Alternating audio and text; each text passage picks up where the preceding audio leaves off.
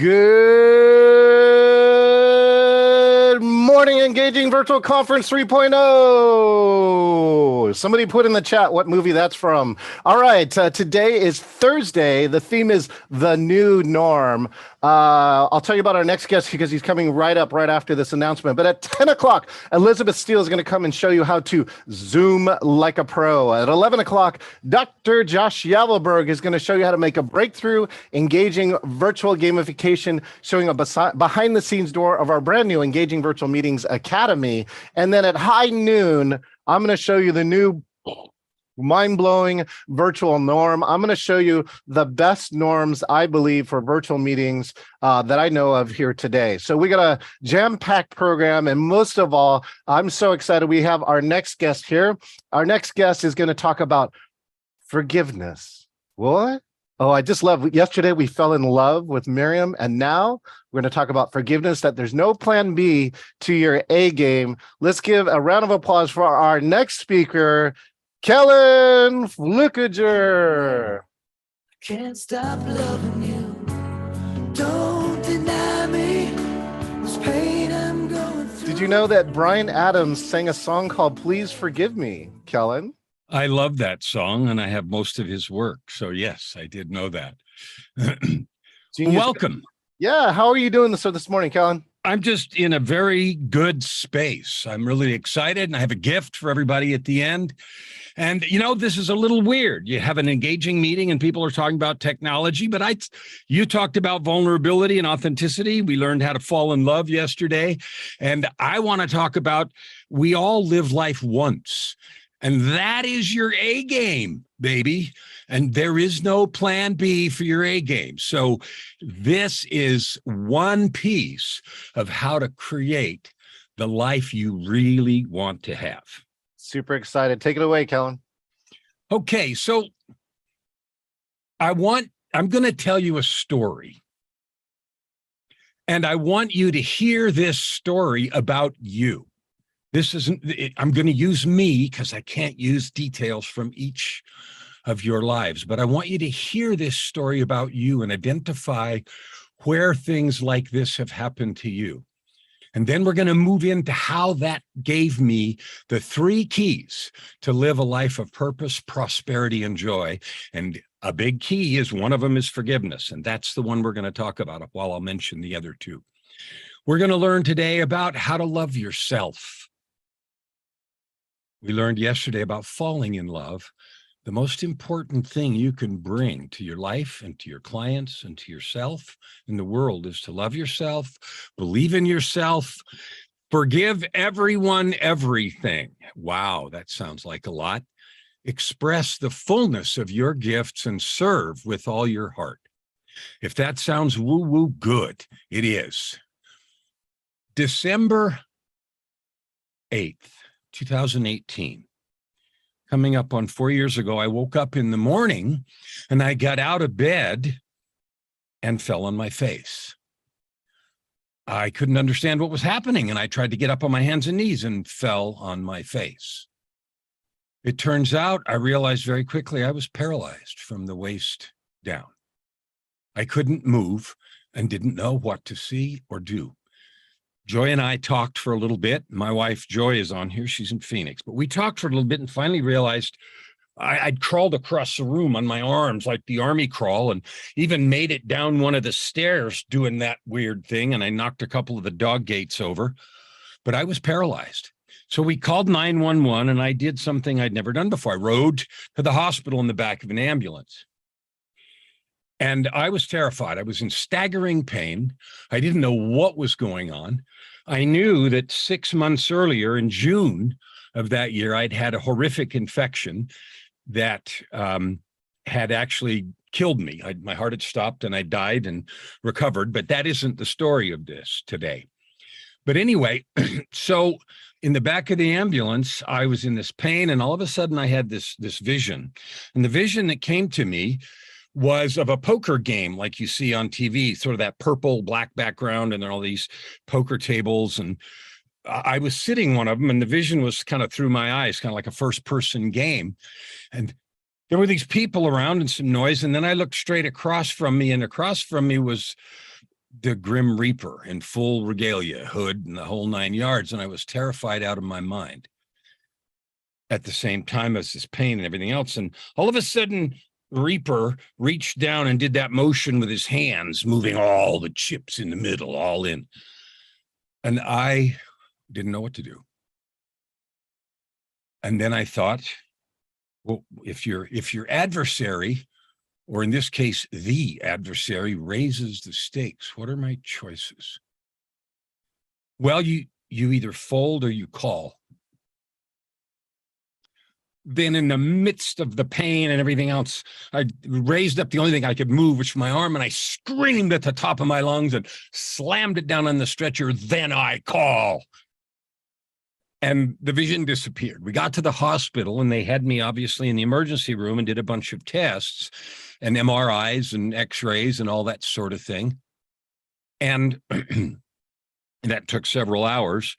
By the time they got those results back, I was still in the ER, and they had called the doctor on call, the primary spinal doctor. He took a look at everything and he said, take him to the operating room. We're operating right this minute. So I went from the ER to the OR, and they did an operation. They did a laminectomy. What had happened is the infection that I'd had in the summertime that had killed me had returned. It was a necrotizing MRSA that had been in my lungs and bloodstream when I had this stuff in the summer, but now it was in my spinal column, and it had created a blockage from C2 to T1 way up in the neck, and had pressed on my spine and literally paralyzed me from the waist down. So he cleaned all that out.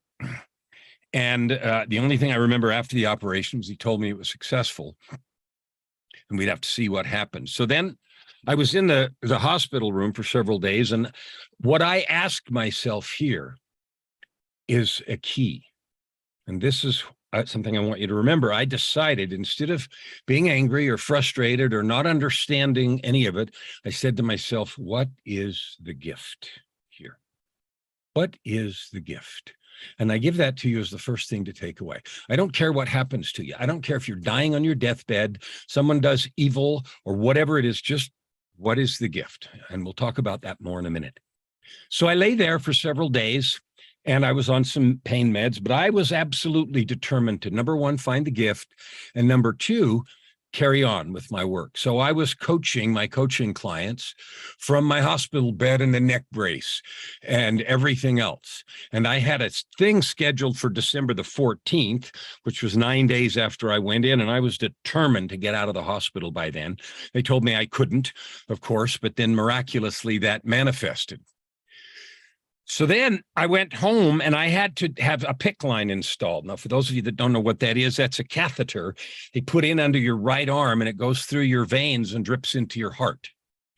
And I had to carry around a pump for 6 weeks because they had to feed me with this high power antibiotic, and they had to put it in right dripping into the heart because it was so corrosive and powerful that if they put it in your arms or anywhere, it collapses all the veins.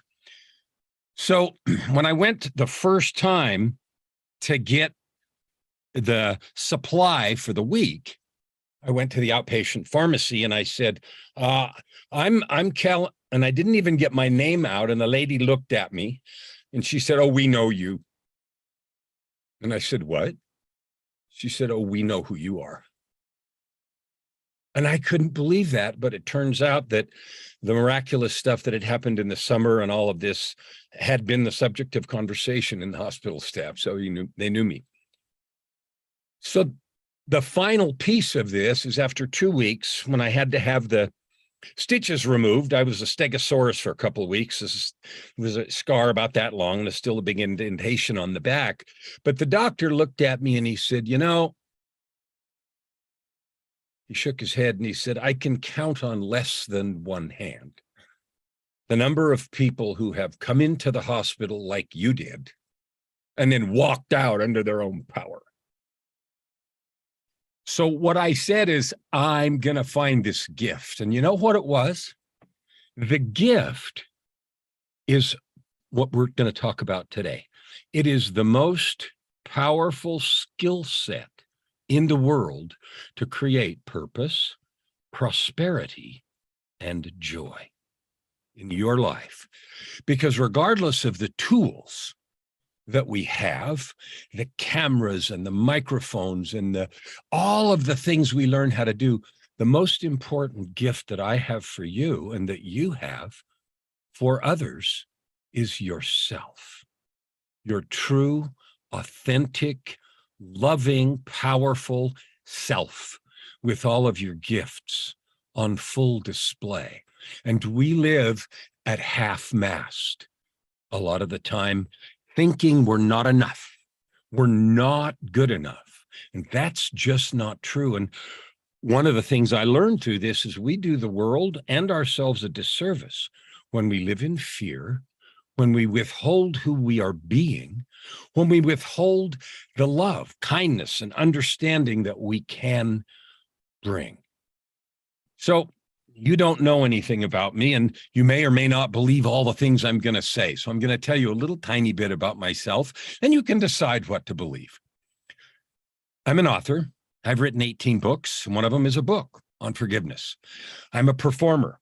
I have 78 songs on Spotify, and I've been in a group that charted #1 on Billboard. I'm a coach. I have clients all around the world, and some have told me I'm the alchemist of the soul. I only have one mission, and I only do one thing. And that mission is to help every person I can, and that includes you, to create the ultimate life, which I define as a life of purpose, prosperity, and joy that you create by serving with your divine gifts.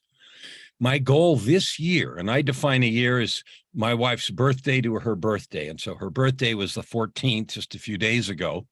And so I reset the goal.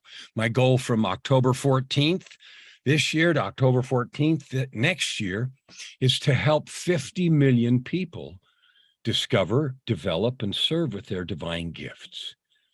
The blessed opportunity I have to be with you for a little bit today is one of the ways that I do that.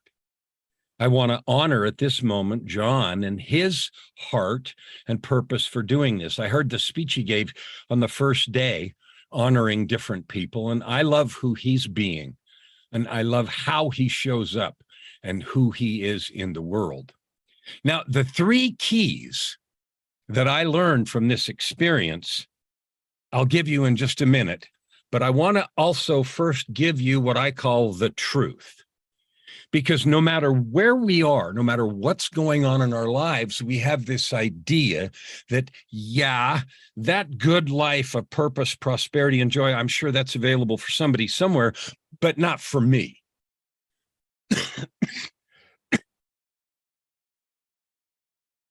Excuse me, not for me. Somehow I'm not something. I'm not good enough. I'm not smart enough. It's too late. It's, all kinds of reasons. I don't have anything to say. My voice doesn't matter. All of those reasons. So you know what the truth is? The truth is you can master the mindset, master the mechanics, which we're learning a lot about in this conference, and also manage the mayhem. And the mayhem is like the story I just told you, which I invited you to consider in your own life where you've had those kinds of challenges. And here's how I define mayhem that we all can manage. Mayhem is the daily or even hourly interruptions, derailments, failure, discouragements, and setbacks that sabotage your intentions, promises, commitments, and goals, and rob you of belief, courage, and resolve. Who would love to be able to manage all of your mayhem and master every moment of your life? Raise your hand. Let's participate here for a second. So here are the 3 keys. Number 1 is to learn to believe in yourself and others. Number 2 is to forgive yourself and everyone else, everything. And the third one is to express your gifts and serve. Now, I know those are simple and they're all in the mind and the actions.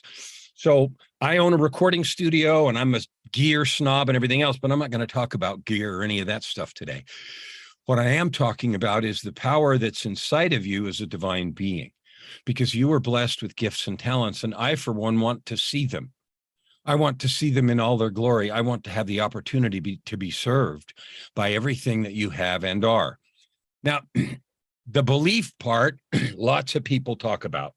There's lots of courses and books, and I have taught all kinds of stuff about that. But we don't have time to do all three of those keys today. Believe in yourself and others, forgive yourself and everyone else, express your gifts and serve. So number 1 and 3, we're not going to do today, maybe another time. There's lots of conversation and tools about the belief, about changing limiting beliefs and how to take action. There's lots of courses and videos about planning and action and how to use your gifts and talents. We heard a good talk about vulnerability and authenticity that John gave, and yesterday Miriam talked about connection, trust, and love. Today I want to talk about forgiveness. And this is going to be, we're going to play some games and some groups here and answer some difficult questions. So I want to invite you to be vulnerable. I want to invite you to look in your heart and play with me here. So in order to help that a little bit, I'm going to share a little bit about myself. I'll go first. I had a very troubled past. I didn't start on the path or journey that I'm on right now until 2007, which is 15 years ago. But the 30 years before that, I pursued the corporate career and did all of those kinds of things. I was raised in an abusive home and came away with serious depression and hated myself and all that sort of stuff. And so I lived this roller coaster life that included 3 divorces, stints in rehab, addictions to the tune of, at one point I had a cocaine addiction that was $3,000 a week, but I was making so much money that didn't matter. And in the process, I had 10 children.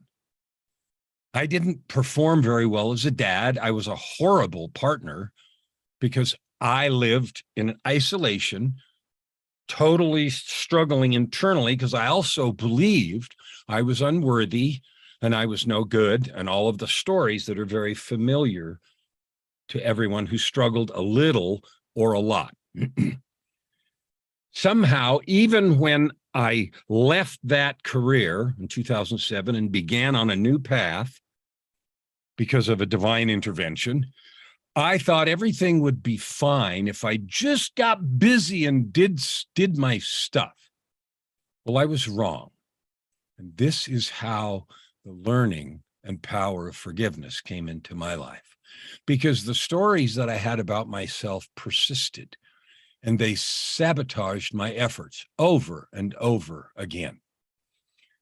So what does it take to eliminate the baggage we all carry about who we are and what we're capable of that keeps us from showing up? Do we have to ignore old wounds? Do we have to engage in endless counseling? And I've done my share of that. Do we have to just pretend things are okay? Do we just live with guilt? I lived with so much guilt because of all the mistakes that I'd made and the things that were wrong. I just couldn't stand myself sometimes, and it got in the way. Or do we have to live with a reservoir of hate and resentment if you were harmed? I realized finally that the thing that was holding me down was the weight that the past, events in the past, still had, weight I was still carrying from those past events on my present work and circumstance. For me, that weight was huge. I needed to let it go. And the power to do that came from 3 realizations. Number 1, I needed to understand what forgiveness is and what it isn't, because there's lots of misconception about what it really is. I needed to come to terms with the fact that I don't control the machinery of justice. And the third thing is I don't control other spiritual development and journey. The big weight that we all carry, a little or a lot of, comes from 2 places: anger and resentment toward either people who harmed us and haven't apologized or been brought to justice, or anger and resentment about circumstances and health and acts of God and unfair things. That anger and resentment either toward people or life, that burden of it's not fair, it's not right, that's one place the baggage comes from. And the second place is guilt that I carried about people I had harmed, who hadn't, quote, forgiven me, especially for things that I could not fix. And most of those things in relationships you can never really fix. So what do? Well, here's where we're going to do our first exercise. So John's going to break us in groups of 2, and you can move, between groups if someone's not there for your group. But here's the 2 questions you need to answer. And this, I'm inviting you to be vulnerable. And I was to start with about things that were in my life that were carrying baggage. I was carrying baggage because of all the abuse that I received as a kid, and guilt because of all the things that I had done in my depression and weakness that made others suffer. So one thing I want you to tell your partner where you are holding a grudge, resentment, or anger because of some wrong done to you, old or new. Question number 2 is, what does that weight do to your light? And you'll have 3 minutes, 90 seconds each. John, are we ready? Ready when you are, Kellen. Countdown 3, 2, 1. Hey, Ready. Hey, Kellen, can I ask a real quick question? Yes.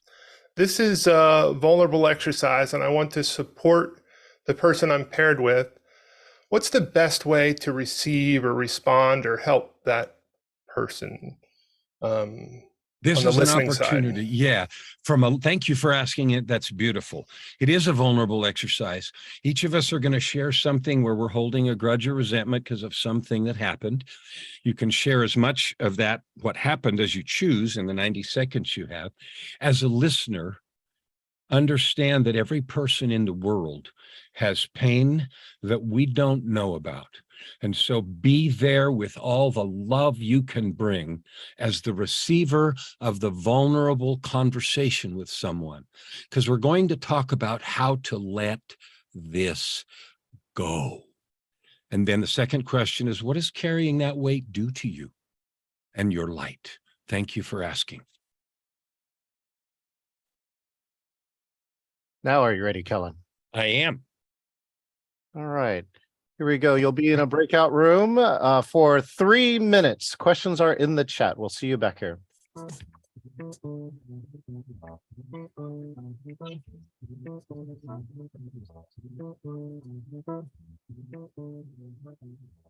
And Mike, I left you here in the main room. So with you, Jonah and Donna.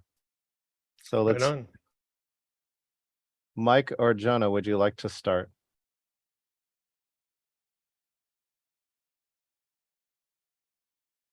I'm willing to start. You're asking here in this main room, right? This Yeah. will be our breakout room. Yeah, I'll start. I'm holding a resentment to my oldest brother who has who's living with bipolar disorder and has excluded himself from our family for going on probably 6, 7, 8 years. And we miss him. The family is a trigger for him. And so, but I'm resentful that he's excluded us, even though I know it's best for him and I want the best for him. So I'm struggling with that. And the impact of that, carrying that weight means that when I think of him, it's not always from a loving place. And that sucks because I do love him and I want the best for him. So thank you. Thank you, Mike. Let's see if we have somebody else. Jonah, Dr. Cherry, or Kristen. Yeah, I want to share as well. Thanks, Jonah. Yeah. First of all, I really love the topic. Especially it says forgiveness. I think forgiveness is somewhat familiar and very essential. It's in life. It's it's almost such like much the same with love. Well, actually, yeah, I also have a brother. We he's I'm the eldest, and then he's next to me. Well, yeah, since we both grew up um, we with the same in the same road. Yeah, we used to play a lot during childhood days until we grew up. However, yeah, there are times that yeah, there's a grudge that I can feel from him. And since I'm the eldest, I was really taught by my parents to love my siblings. I used to take care of them since childhood. Well, there are times that you cannot really control that. Yeah, he used to draw himself from me. So to like right now we're already have our own families. I miss him a lot, and yeah, forgiving those instances that that has happened between me and him along the way. It really gives me this feeling of yeah, love. It gives you more you know, when you feel the love within you and then you forgive, it really helps a lot. It really changes everything, and I really do believe in forgiveness. Well, the good Lord forgave us, and we also have to do it to forgive others. It is really very important in life. Thank you so That's much, all. Jonah. You're All right, welcome. Kellen, everyone is back. And I think you have a I hardware do mute have, on. no, I do. I'm sorry. I'm grateful for all of you. Sharing in 90 seconds is very difficult. And I understand that. So think about these, your answers as I give the next question, because we're going to move to the second exercise, same format. You're going to have a group of two. And I want you to focus on that same thing, the thing that the grudge that you're holding and what it does to you, or the anger or resentment or whatever it is. It doesn't matter who it's for, who it's to. Now, the new questions are this. Considering that, what would your life be like if you did not have that story or pain or anger or fear? Like if somehow that was gone, what would your life be like? And the second question is, what is stopping you from letting that emotion or emotions? What's keeping you from letting those go or pass from your heart? So 2 questions. What would your life be like without it? And what's keeping you from letting it go? Okay, John, let's go. see you back here in 90 or 3 minutes.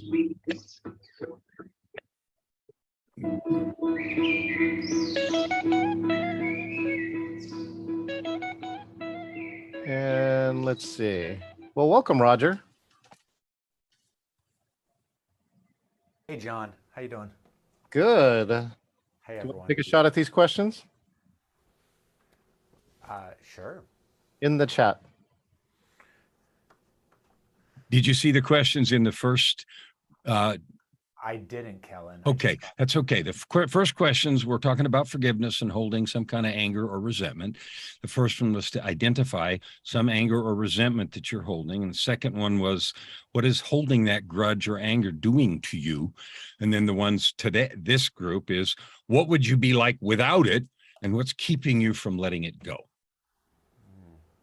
Those are very awesome and intense questions. Yeah. So should I be answering that? Is this what? Yes, that's your turn to answer. So what's a grudge that I'm holding? Oh, here we go. What would your life be like? Yeah, well, man, I can imagine my life being much better when I let go of a grudge. And I try to let go of grudges quite regularly, but I feel like I actually find them all the time. You know, new ones or For example, I've had a grudge against my father my whole life. He's a narcissist and horrible and left us and caused all sorts of grief for our family. And then he had a stroke a couple of years ago, and I had to really resolve my feelings for him because I had to go see him. And letting go of those feelings, finding some forgiveness and finding some way of thinking about him rather than just a person who hurt me was really powerful, actually. Fabulous. So you're saying you have let that go. It comes back at times, but I feel like, 3-4 years ago, I actually made a really hard choice to make a change in my attitude, and I feel like it has. And it freed up a whole bunch of space in my life when I did, like a whole bunch of space, a whole bunch of energy and thoughts that used to go into negative and unpleasant and blocking, and were freed up into giving me space to think about other things or think about him in a better way and think about my life in a better way. Fabulous. Perfect answer. Perfect person to join right now. Thanks for joining in, Roger. We have about 15 seconds till everyone comes back, Kellen. Okay, we'll just wait. Anybody else want to add something about what happens when you let it go? Muddy. Why are you muddy? This is what I feel like my life is like when I'm holding it, and this is what it feels like. This is what it seems to me like it feels like if I were to release that. What would it be like? It would be like my light is able to shine and my heart is able to be fully open. All right. So right now, we're going to talk about what forgiveness is and what it isn't. Sometimes people get mad about the word forgiveness, especially if they're the ones that have received some damage or hurt. And because they think it's pretending things away or ignoring bad things that happened. Forgiveness is not ignoring past wrongs. It is not pretending them away. It's not endangering anyone by going back into a difficult situation. It is not any of those things. So I'm saying that so no one hears that. It is doing what you can, and then it is making a choice to let the negative energy go. Now, sometimes there's permanent damage. Okay, sometimes there's permanent damage. So I have a little story about that. I had a dog that came into my life right after I made my dramatic change and got help and everything else in 2007. And that divine intervention story is quite a story, but we don't have time in this talk.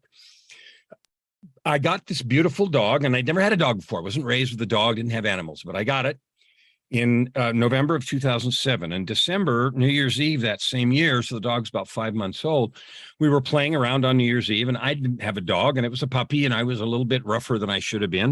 And I blame myself, but the dog bumped into a speaker stand, and the speaker fell off the speaker stand and landed on this toe and broke all the metatarsals in his foot.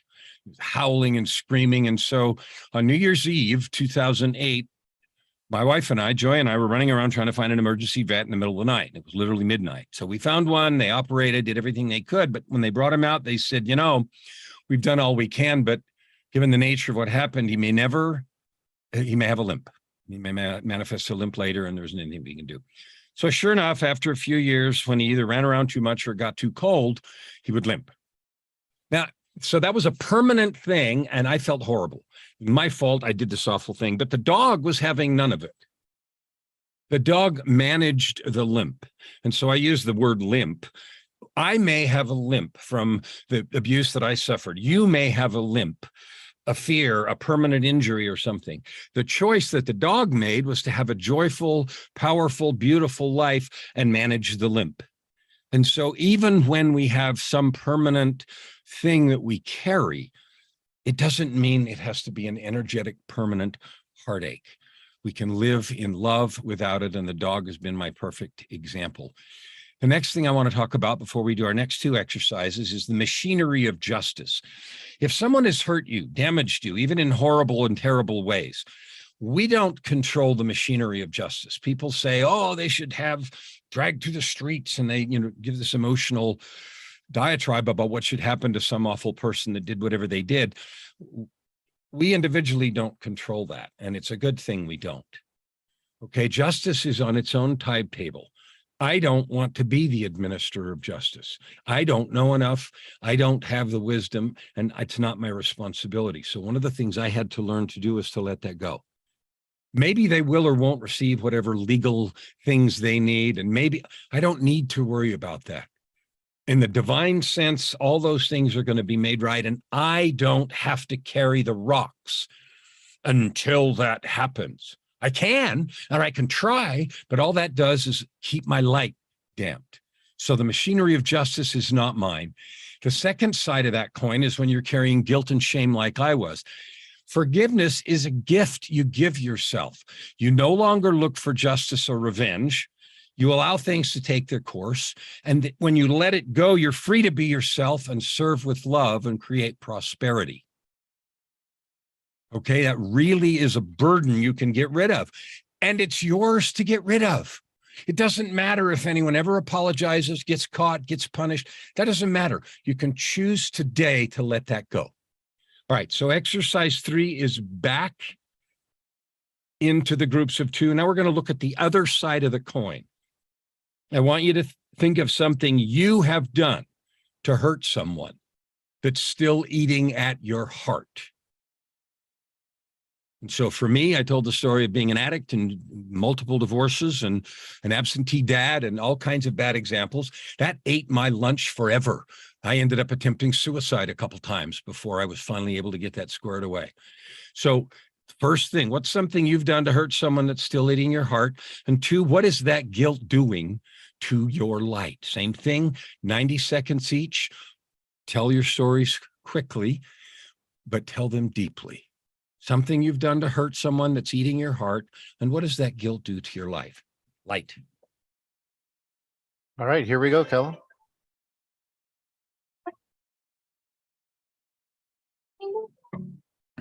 Kristen said, oh, this is easier. Let's see. We have Sister Soldier Elizabeth with us, and of course, Donna. Donna, do you have anything you'd like to add here? I'd say the easiest thing, I think, is being a parent of what you did as a parent or see that you didn't do as a parent and how that impacted your child. And how do you fix it if you can? But it's also trying to come from a place of, if you believe that you did the best you could at that time, and you might be a better person now, well, at least hopefully you're a better person now than when you're 20 years ago, otherwise you haven't grown. And figuring out how to get the forgiveness and move forward with that relationship. Who else has a story? Something you've done that you're still carrying guilt for, and what does that guilt that you carry do to your light, your ability to love and serve? Sister or Joanne, want to take a shot at it? Whoa, how deep. It's like, hi, everybody. It's supposed to be engaging, not like, "Ah." Good morning. Well, I'm inviting everyone to be vulnerable here. You didn't hear my preamble, so thank you for laughing and for joining. Of course. Hell, I got so much shame. No. So I guess, so ask the question again. So let me just pose What it is one more time. something you've done that hurt someone that's still eating your heart out, eating at your heart? You're still carrying guilt? Well, I mean, I guess it's like I don't have a lot of guilt about it, but I still feel like I shouldn't have done it. And it's a silly thing. I mean, the top of my head, there's probably other ones, but this is the top of the head that I can still feel like it's like, oh, Joanne. Living in New York City, I had my younger sister also lived in New York City, and we were like, a couple blocks away, like keys to each other's apartments and stuff like that. And two things that I shouldn't have done. She was out of town, and I used to rent my couch out to people a month at a time to help me pay my rent, way before Airbnb ever. I should, sue them for the idea. But so I did that, and she was out of town, and I had somebody, this guy, super nice guy. He was in town, and I was like, why don't I just have him stay at my sister's house for a couple days so that he has his own place, I have my own place, without asking her. And that was totally wrong. I completely agree. But you know, she would never have known, but she found out, and I feel a little guilty that you know, I used her apartment without permission, and that because I get it. So, and then there was another time I went to her apartment, me and my friends drank all her vodka. Felt really bad about that too. But but we're sisters, so we can move on and still be lovey-dovey and care about each other. So What does a that answer the, Yeah, go it ahead. does. The question, the second last part is, what does carrying any guilt do to your ability to love and serve others? Oh, well, you know, just in that case, it makes me, you know, when I feel like I was so inconsiderate. That was so inconsiderate and so bratty and selfish, you know, and that, you know, when I bring it up even to share, it's like, how could I be that way? And am I still that way? And if I having that shame of that I was that way once, you know, I don't want to be that way, and I don't want people to perceive me as that way. I promise I won't drink all your vodka when you're out of town. That's interesting because even in your description of it, it carries that whole feeling of, I don't want anybody to think of me that way or be that way or anything. Isn't that interesting? It's, oh, yeah. I think All right. that's the part that hurts, you know, really is the hardest part about shame is I don't want to be judged by the things I'm ashamed of. So let's move to the next exercise, which is the rest of this one. Same groups, 2 questions. What would your life be like if all of that shame and guilt was gone? For anything that you can think of where you're carrying it, what would it be like if it was gone? And what's stopping you from letting it go? What is stopping you from letting it go? John, go ahead. All right, Kellen, by request, I'm going to give 5 minutes on this particular breakout room so that you can go a little deeper. Here are your questions, 1 and 2. We'll see you back here in 5 minutes. And Kellen, I'll give you a little extra time at the end if you need it. Okay.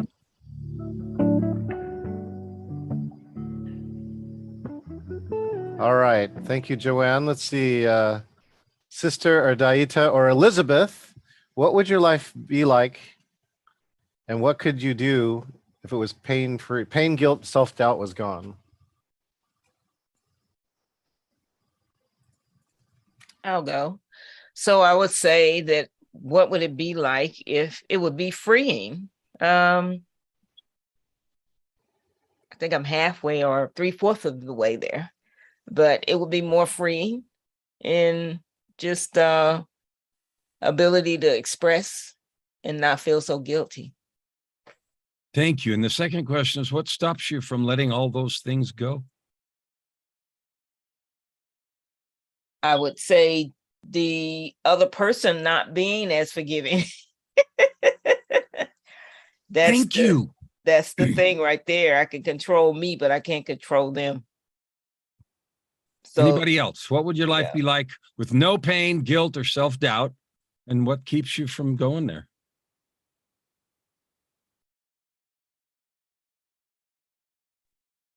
I'll share because I feel like this is kind of part of the journey I'm personally on right now.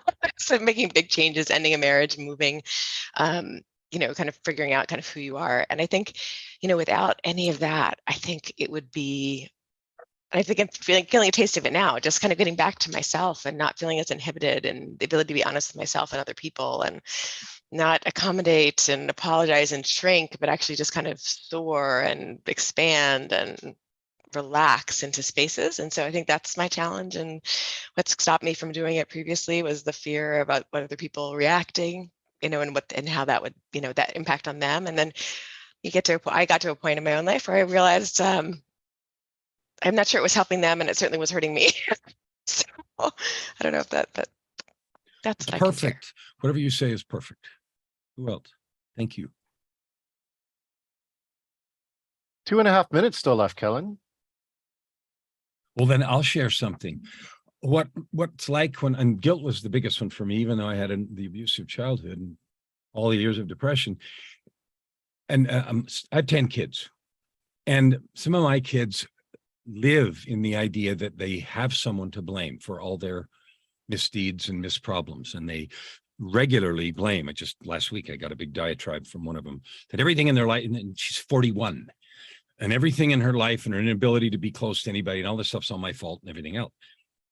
And that used to destroy me for days when I would get that kind of message or conversation. And I didn't know how to deal with it. And I believed it. It's my fault if I had just this, that, and the other. And I believed it. And so what it would be like is what I have now, which is I can just love her to pieces and allow her to go through her pain. And I apologize if needed again for the 150th time for things I didn't do, but I don't have to do it carrying the burden and shame, because I can let that go. And so what is stopping me anymore is nothing, which is why I wrote the book about forgiveness in this whole process. Learning to literally let that go. And the reason to do that isn't so I'll feel good. It's because that allows me and you, each of us, to be the light we were meant to be and soar. Like she just said, to be that, it lets us be that. Drop the baggage, drop the cement blocks, let it go. So that's me. I'm sure we have time for one more. 50 seconds, 55. Come on, someone be brave and share with us. I think I let go because in my situation, it was gonna go away with time passing, but there is also this little thing in the back of my mind of when it will come back or what if. So that's the thing that I have to let go of. And I don't know, it once in a while it shows up, so I don't know yet how I'm gonna let it go.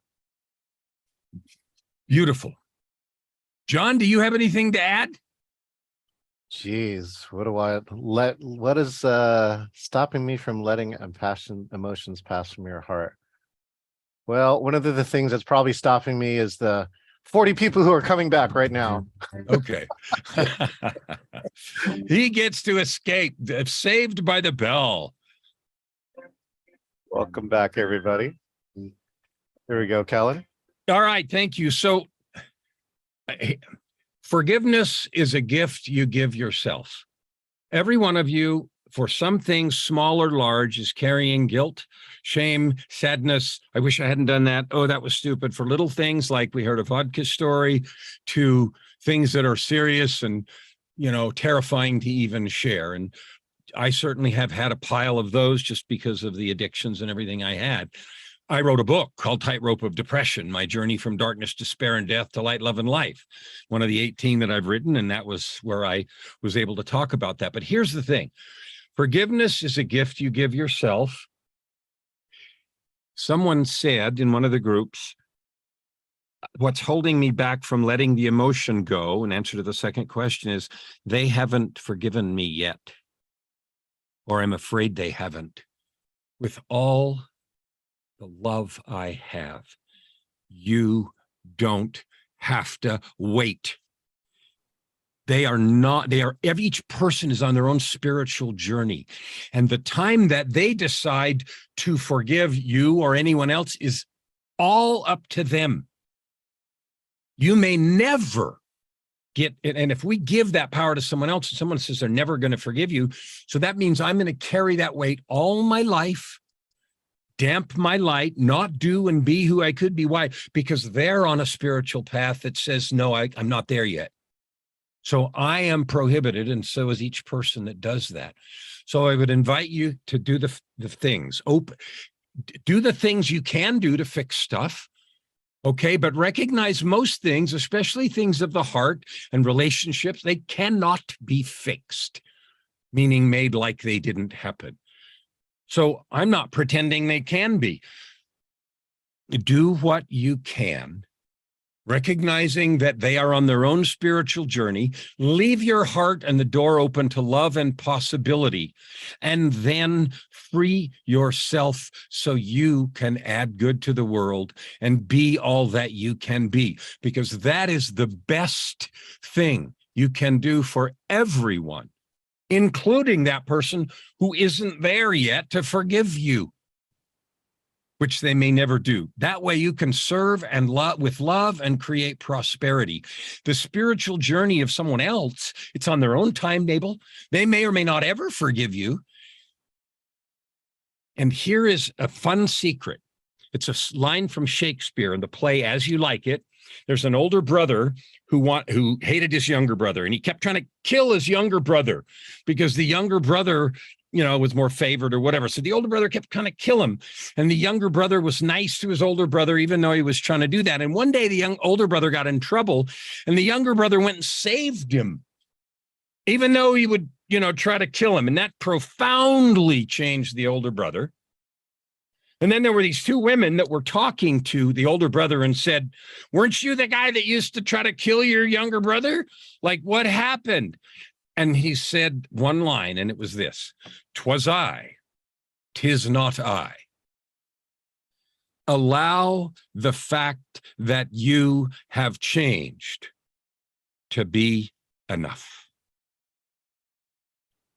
If you feel bad about someone you were or something you did, then change it and allow that to be enough. Do what you can to fix mistakes and take your opportunity to serve. You will stay limited until you forgive yourself. Now, there's two more exercises we can, and they're this. What would you be willing to do so you could no longer carry any anger, resentment, or self-loathing or guilt, either side of that coin? So what would you be willing to do to empty your heart of bitterness or guilt? What would you be willing to do? And are you willing to leave that baggage behind? Some people are married to their stories and their problems, and they live that way because they choose to. What would you be willing to do? And are you willing to do what it takes? So that's the two questions. And Kellen, I think we have time for one more breakout room. So do you mind if I add the last three questions to this breakout room? I don't. Let's do it and then have 5 minutes. So the three questions of the next one, which will now be the last one because of our timing, is what commitment are you willing to make to yourself to get free? When are you going to make it happen? And how are you going to measure progress? Because, I'm a coach, right? Nothing happens until you commit and we measure stuff. So what would you be willing to do? Are you willing to let it go? What kind of commitment are you willing to make for yourself to get free from either anger or guilt or resentment? When and how are you going to measure progress? Those are a little bit overlapping questions, but they really get to the core of, are you willing to do this for yourself? Great. We'll be back in 5 minutes when Kellen will close up. Here we go. All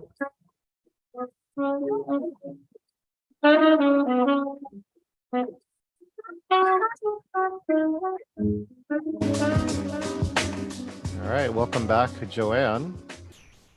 I know we have Sister in Arabia with us here too. Baggage. What baggage you want to leave behind? What commitment could you make? Oh, and let's get your mic here. I'll get it for you. Don't move. Oh, sorry. Okay. Thank you. That's Look, we got rid of service. VIP. Yeah. There you go. Yeah, we'll get rid of love this forever. I think the commitment to myself from leaving any sort of guilt that I might have about any wrongdoing that I've done is I am willing to leave it behind, because I love what you just said. 'Twas I, not I. Just remember that. I mean, I'm able to forgive myself, and I have this idea as well that if we can't forgive, let's just, we have to forgive people and let them make a change. And same thing for myself. So I think my commitment is to just remind that I'm human, and as long as I take ownership over whatever has happened to my, and I'm even kind of thinking about my own self, even like feeling guilty about things I haven't done or where I'm at in certain stages of my life. Just let it go, and then I'm willing to make that happen. And how I'm going to measure my progress is the success that I have in either the relationship with myself or with others, how does that grow and how does that deepen? Because that's what I want, deeper relationships. And then I think also, yeah, I'm going to make it happen by having better communication with myself and those that I've might have, hurt in the past. And people that I don't know anymore that I've hurt, sorry. But I don't hold on to that kind of stuff. I don't have a lot of that because out of sight, out of mind. So, but Thanks, and I Joanne. can't go back. Go Thank ahead, you. sister.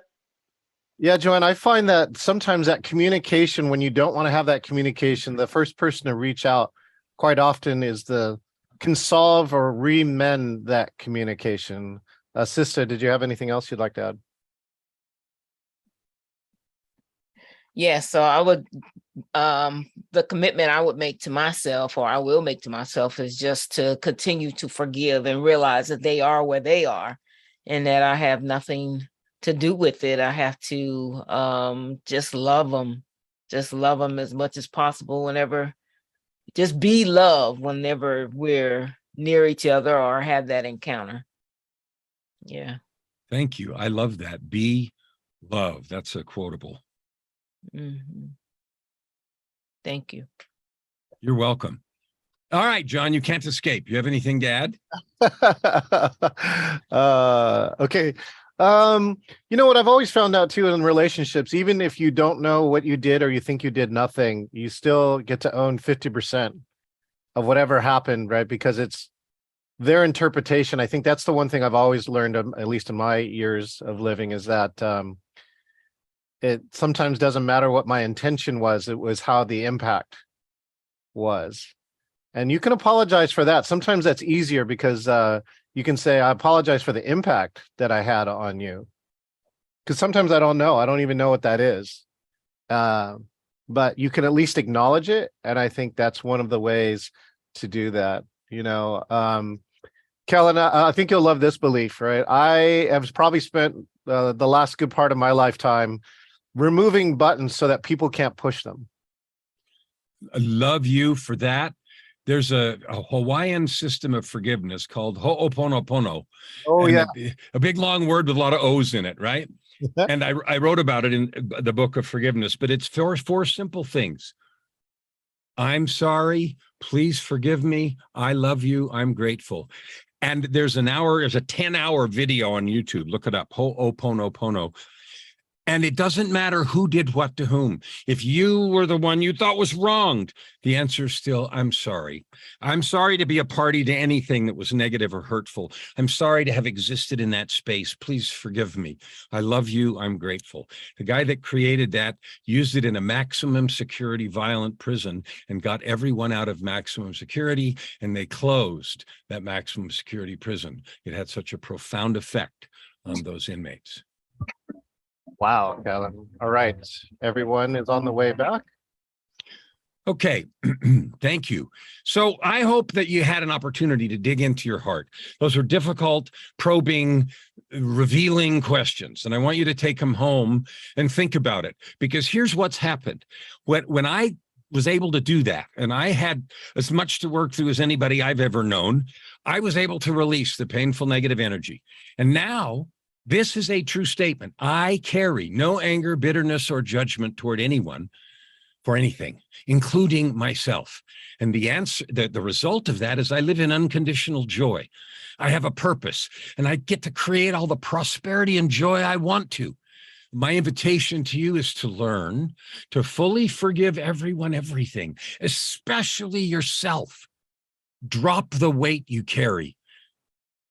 We carry it till we choose to let it go, and then express your gifts fully and freely in the service of those who need you, and that's me and everyone else. So the answer for your own question is, what are you called to do? Are you living with full purpose? Have you shed this weight and baggage? And I would invite you to do it. Is everything you do powered by love? Sister Soldier was in our group last time, and she said, be love. That sounds like a funny thing, but it's possible, it's real, and it's true. My promise to you is as you go down this road, you'll have more purpose, more prosperity, and more joy than you've ever experienced in your life. Every day will be full of love, excitement, creativity, and prosperity as you create the life of your dreams. If you want to know more, I would invite you to go to a website, www.yourultimatelife.ca. I use the Canada one because I'm in Canada. Yourultimatelife.ca. And I have a gift for everyone. It is a song that's going to go on a third album that I have. But I'm giving it to you before it's released, which will be in 2 or 3 weeks.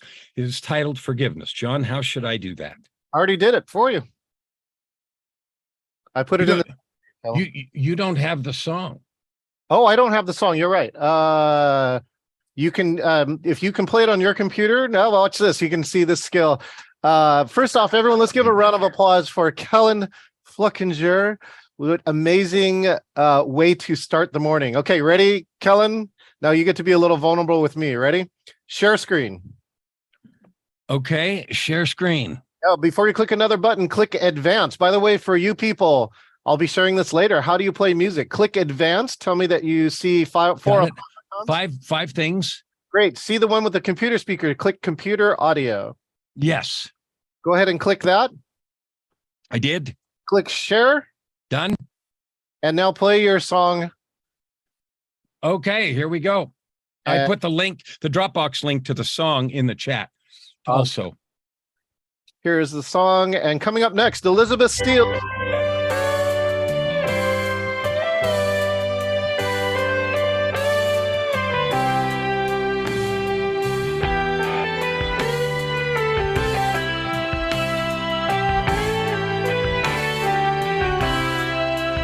Is your heart dark and heavy from things you may have done? Or is there pain heaped upon you with scars of injustice from some? Is your sorrow hidden so deeply and fear of your weakness so strong that you live without power or purpose and feel that you don't belong? Is forgiveness on the table? Is compassion on the plate? Or just the chalice of poison wine, of bitterness and hate? What if we start at the beginning and write all the story again? Can love really just be the answer? Can I see you and call you my friend?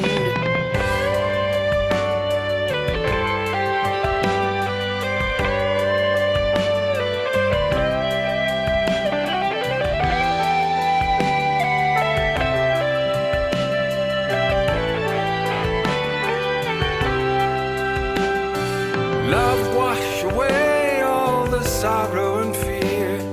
Forgiveness will help you to start giving and serving with joy everlasting, and riches and happiness filling your heart. Can I love you without reason? Can I cherish you without cause? If you really want to lift up your life, then share all your light just because. Put forgiveness on the table, put compassion on the plate. Empty your heart of the poison wine of bitterness and hate. Let's start right here at the beginning and write all the story anew. 'Cause love is really the answer to unleash the power in you. Put forgiveness on the table, compassion and kindness too. 'Cause love is really the answer to serve with the power in you. Yeah, love is really the magic to share all the power in you. One more round of applause for Kellen Flickinger. All right. Thank you so much, Kellen. Again, make sure and check out his link there. You can find out more about Kellen and his 18 books worth of work. Okay. If you didn't see the note, that was your break. It was the song break. And now we are ready to learn how to Zoom like a pro. Hailing used to be from Aloha, Hawaii, but now she's here in the States. She works with all sorts of people, I believe, including lawyers is one of her top crowds. Let's welcome to the stage Elizabeth Steele. Miss your chance to blow. This opportunity comes once in a lifetime. You better lose yourself in the music, the movement you own. Thank you, John. John knows how to pump me up. That's Lose Yourself by Eminem. I actually kind of love the transition from Kellen's idea to just lose yourself and enjoy the moment, which is my plan. It's great to see everybody. Thanks for having me. I am Elizabeth, and I work with primarily teachers and lawyers and help them kind of step up their on-camera skills. And nobody in this room, I've just been watching and admiring your Zoom setups and virtual backgrounds, are going to need what I have to show you. But what I hope that you'll enjoy with me is the, I don't know, maybe 10,000 tips I'll throw at you in the next 45 minutes.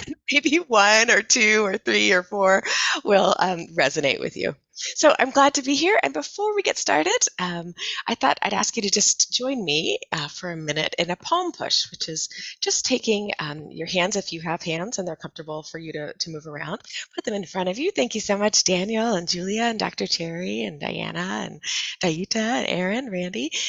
And for the count of 3, just want you to press as much as is comfortable. Don't want you to experience any pain. And then we'll relax. So 1, 2, 3.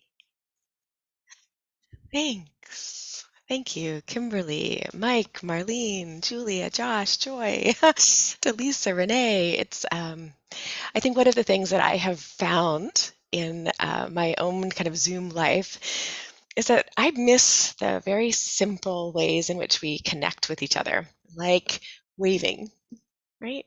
Or shaking hands. And so this is what the closest I've been able to come to is kind of beginning or starting something new and fresh with kind of the same physical movement that we might do when we are all together. So in a second, I'm going to share my slides with you, and I'll also make sure to send a copy to John. Don't feel like you need to take notes or scribble anything down. This should just be a really fun romp.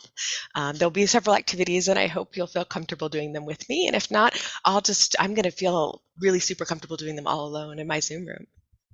Fun romp, that's right. Sometimes, and I'll just share this, and I'd be curious to know if this is your experience. When somebody tells me they're going to share slides, it's almost I begin to prepare myself to kind of disengage.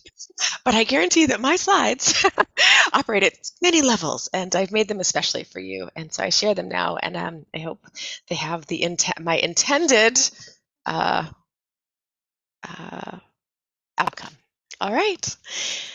So here I am. I'm a bit whiter than when one of my besties made this icon for me. I stopped dyeing my hair over the pandemic, and so I feel like I'm gonna have to touch up the hair on my avatar. So I am gonna, if I can,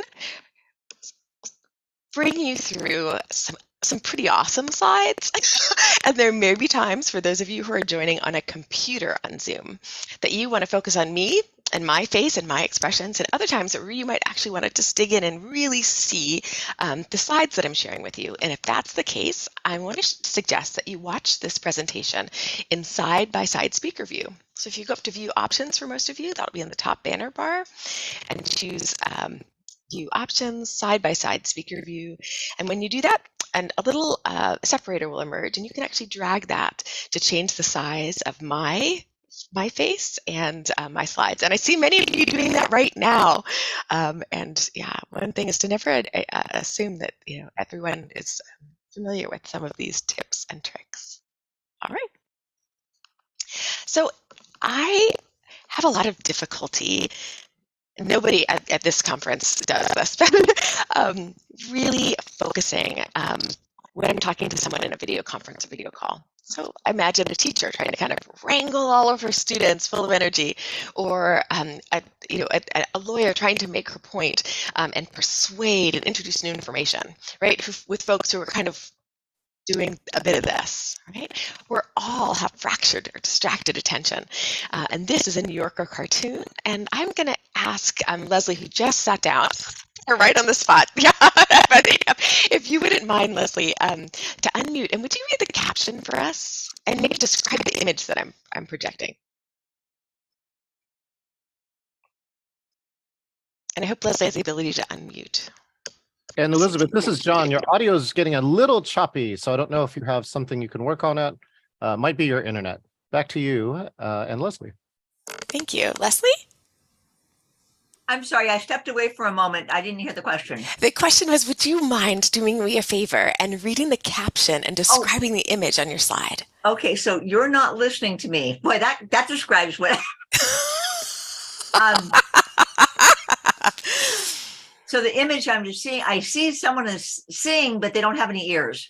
Yes, it's like a giant eyeball for those of you who may not be looking. It's from the New Yorker, and Dr. Sherry Ross-Gordon and I share this. I immediately was like, this is my experience on most video conferences. Thank you, Leslie, and thank you, John. I did make an adjustment. I hope that everyone's able to hear me clearly. Sounds better. Thank you so much. You're welcome. So here we go. I'm going to stick back. So much of the reason that it's hard to focus is because we're so visual. We look at everything. We check out each other's backgrounds, each other's outfits, the same thing that we do in our everyday lives. And many of the images that we are consuming in our everyday lives are highly, highly curated and produced. This is one of my students' children, and he sent me kind of the money shot, the best shot from their newborn photographs, but then he sent me the behind the scenes to kind of just be like, look at all of the effort, the continuous artificial lighting, the years of expertise, the equipment to capture that moment. And many of us are zooming from our offices, home offices, and we may not have access to this level of production equipment. Similarly, this is a church right near me in Prince George's County, Maryland, where I'm zooming into you today. Here is the Reverend Doctor, right, on how he looks for his Zoom audiences. I would love for someone to do a PhD on Zoom in the Black church, because it's really extraordinary stuff that's happening there. And this is what's happening behind the scenes. And finally, here's Jonathan Capehart, host of the PBS NewsHour. This is an image that he tweeted of his own kind of setup, right?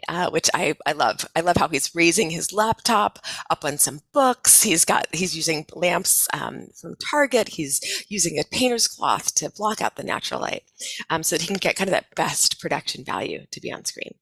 So my goal today is to break down and to communicate to you a lot of these tricks and tips of the trade, but to do it in a way that I hope is not anxiety provoking, but in fact helps you connect with folks that you are video conferencing with. So that's what I'm hoping for today. And I'm going to speak very quickly and move quickly and share my slides.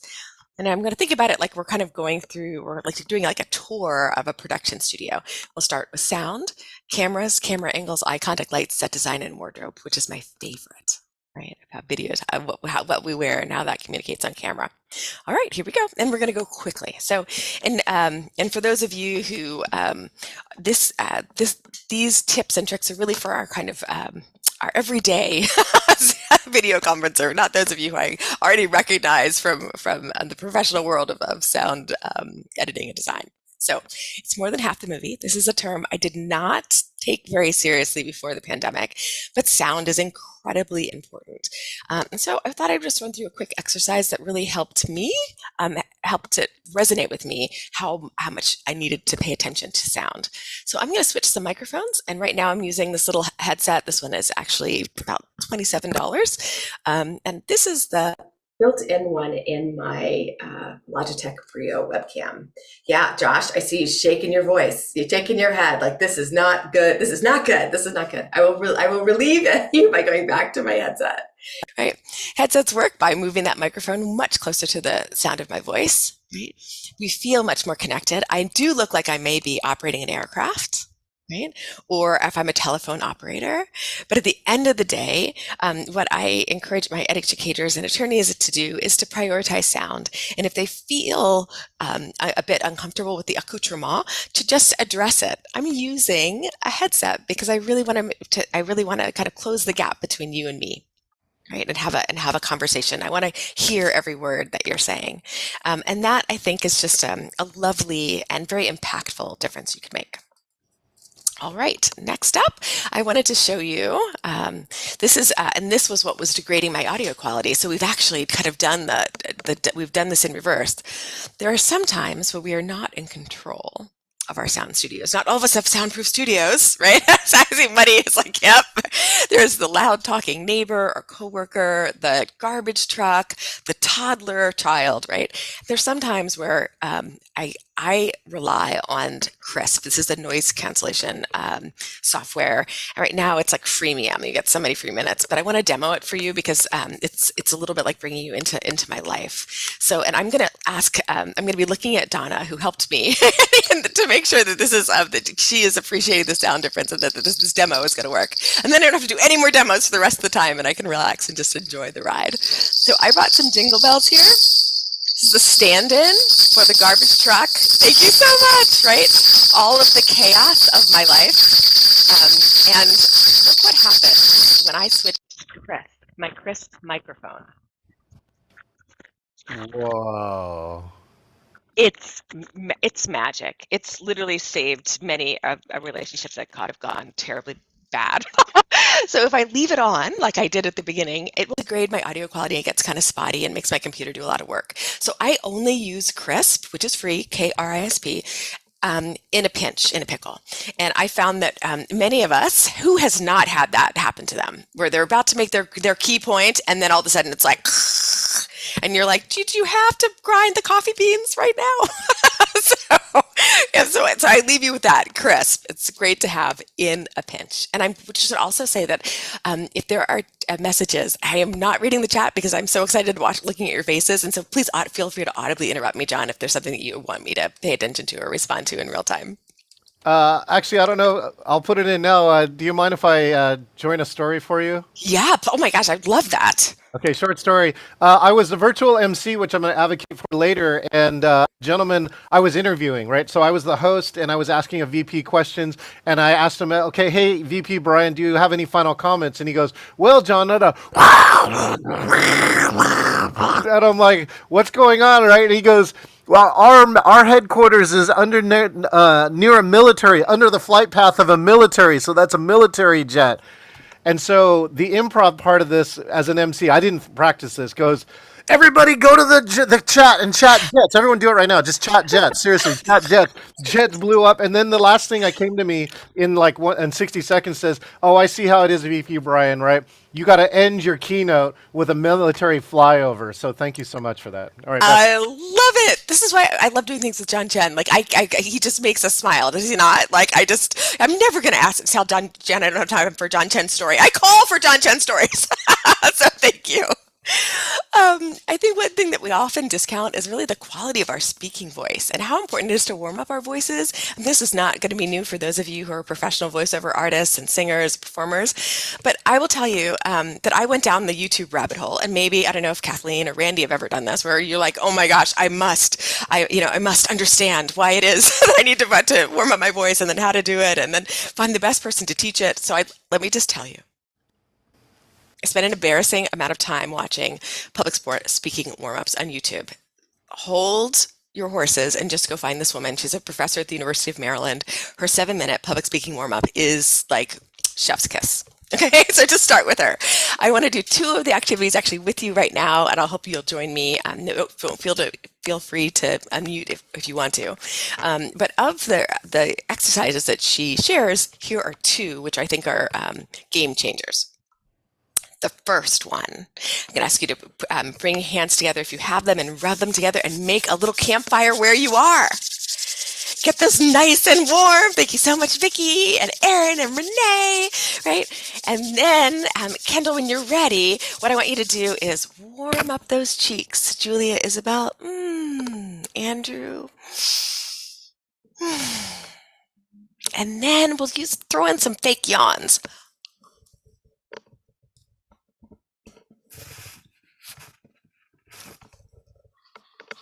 7 is the magic number, apparently. 7 fake yawns with warm hands. You're literally warming up the muscles in your cheeks, in your jaw, and your tongue, and it will have an appreciable difference on your sound quality of your voice. Okay? Your fake yawn became my real yawn. No! As soon as you did that, I'm like, oh no! It's a reflex. It's a reflex. Yawn.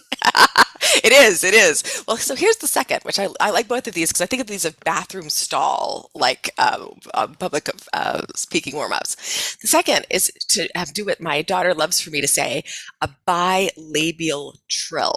Right. And the job for that, or the other word for that, for depending on where you are in the United States, we often call this blowing either motorbikes or raspberries. Okay.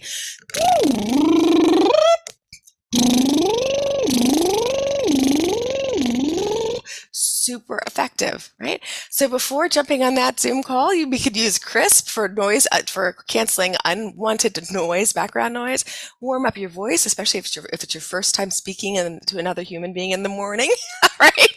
Some of us have morning Zooms. Nice to see you, Brandon Wilkins. And so I will just say, yeah, we just blew through sound, right? And we're gonna, now we're gonna move on to cameras. It was just like that. Are you ready? Are we ready? Are we here? Awesome. Cameras, work with what you have. I have tried a bazillion cameras. I think I don't rival John Chen, but I have tested about 27. And I've always come back to my Logitech Brio, which I'm using right now. But you may have webcams hanging around your office or your classroom that you don't recognize, right? You could be using to up your video quality on Zoom. The first is this little bugger right here. Right? Often your cameras right here are much more powerful than even very expensive webcam cameras. Just be sure to use the rear facing camera. Okay, not the selfie camera. And the other thing you can do is use a DSLR mirrorless camera. So if you're a hobbyist or photographer, you can buy a link to make that Zoom recognize that as your camera. And that's what beauty vloggers do when you're looking at, when they want to bring attention to makeup application, for example, on YouTube. They're using these DSLR mirrorless cameras with big Sigma lenses to get that feeling and it's very shallow depth of field.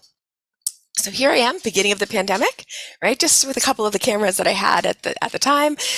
One that I bought, the first was kind of the one that I was, the only one I could find. Then I realized that I could do far better just with my old 7 Plus front-facing camera that I had in a drawer, and with a cracked screen because it didn't matter. You can use it. So if any of you have that, you can truly upgrade.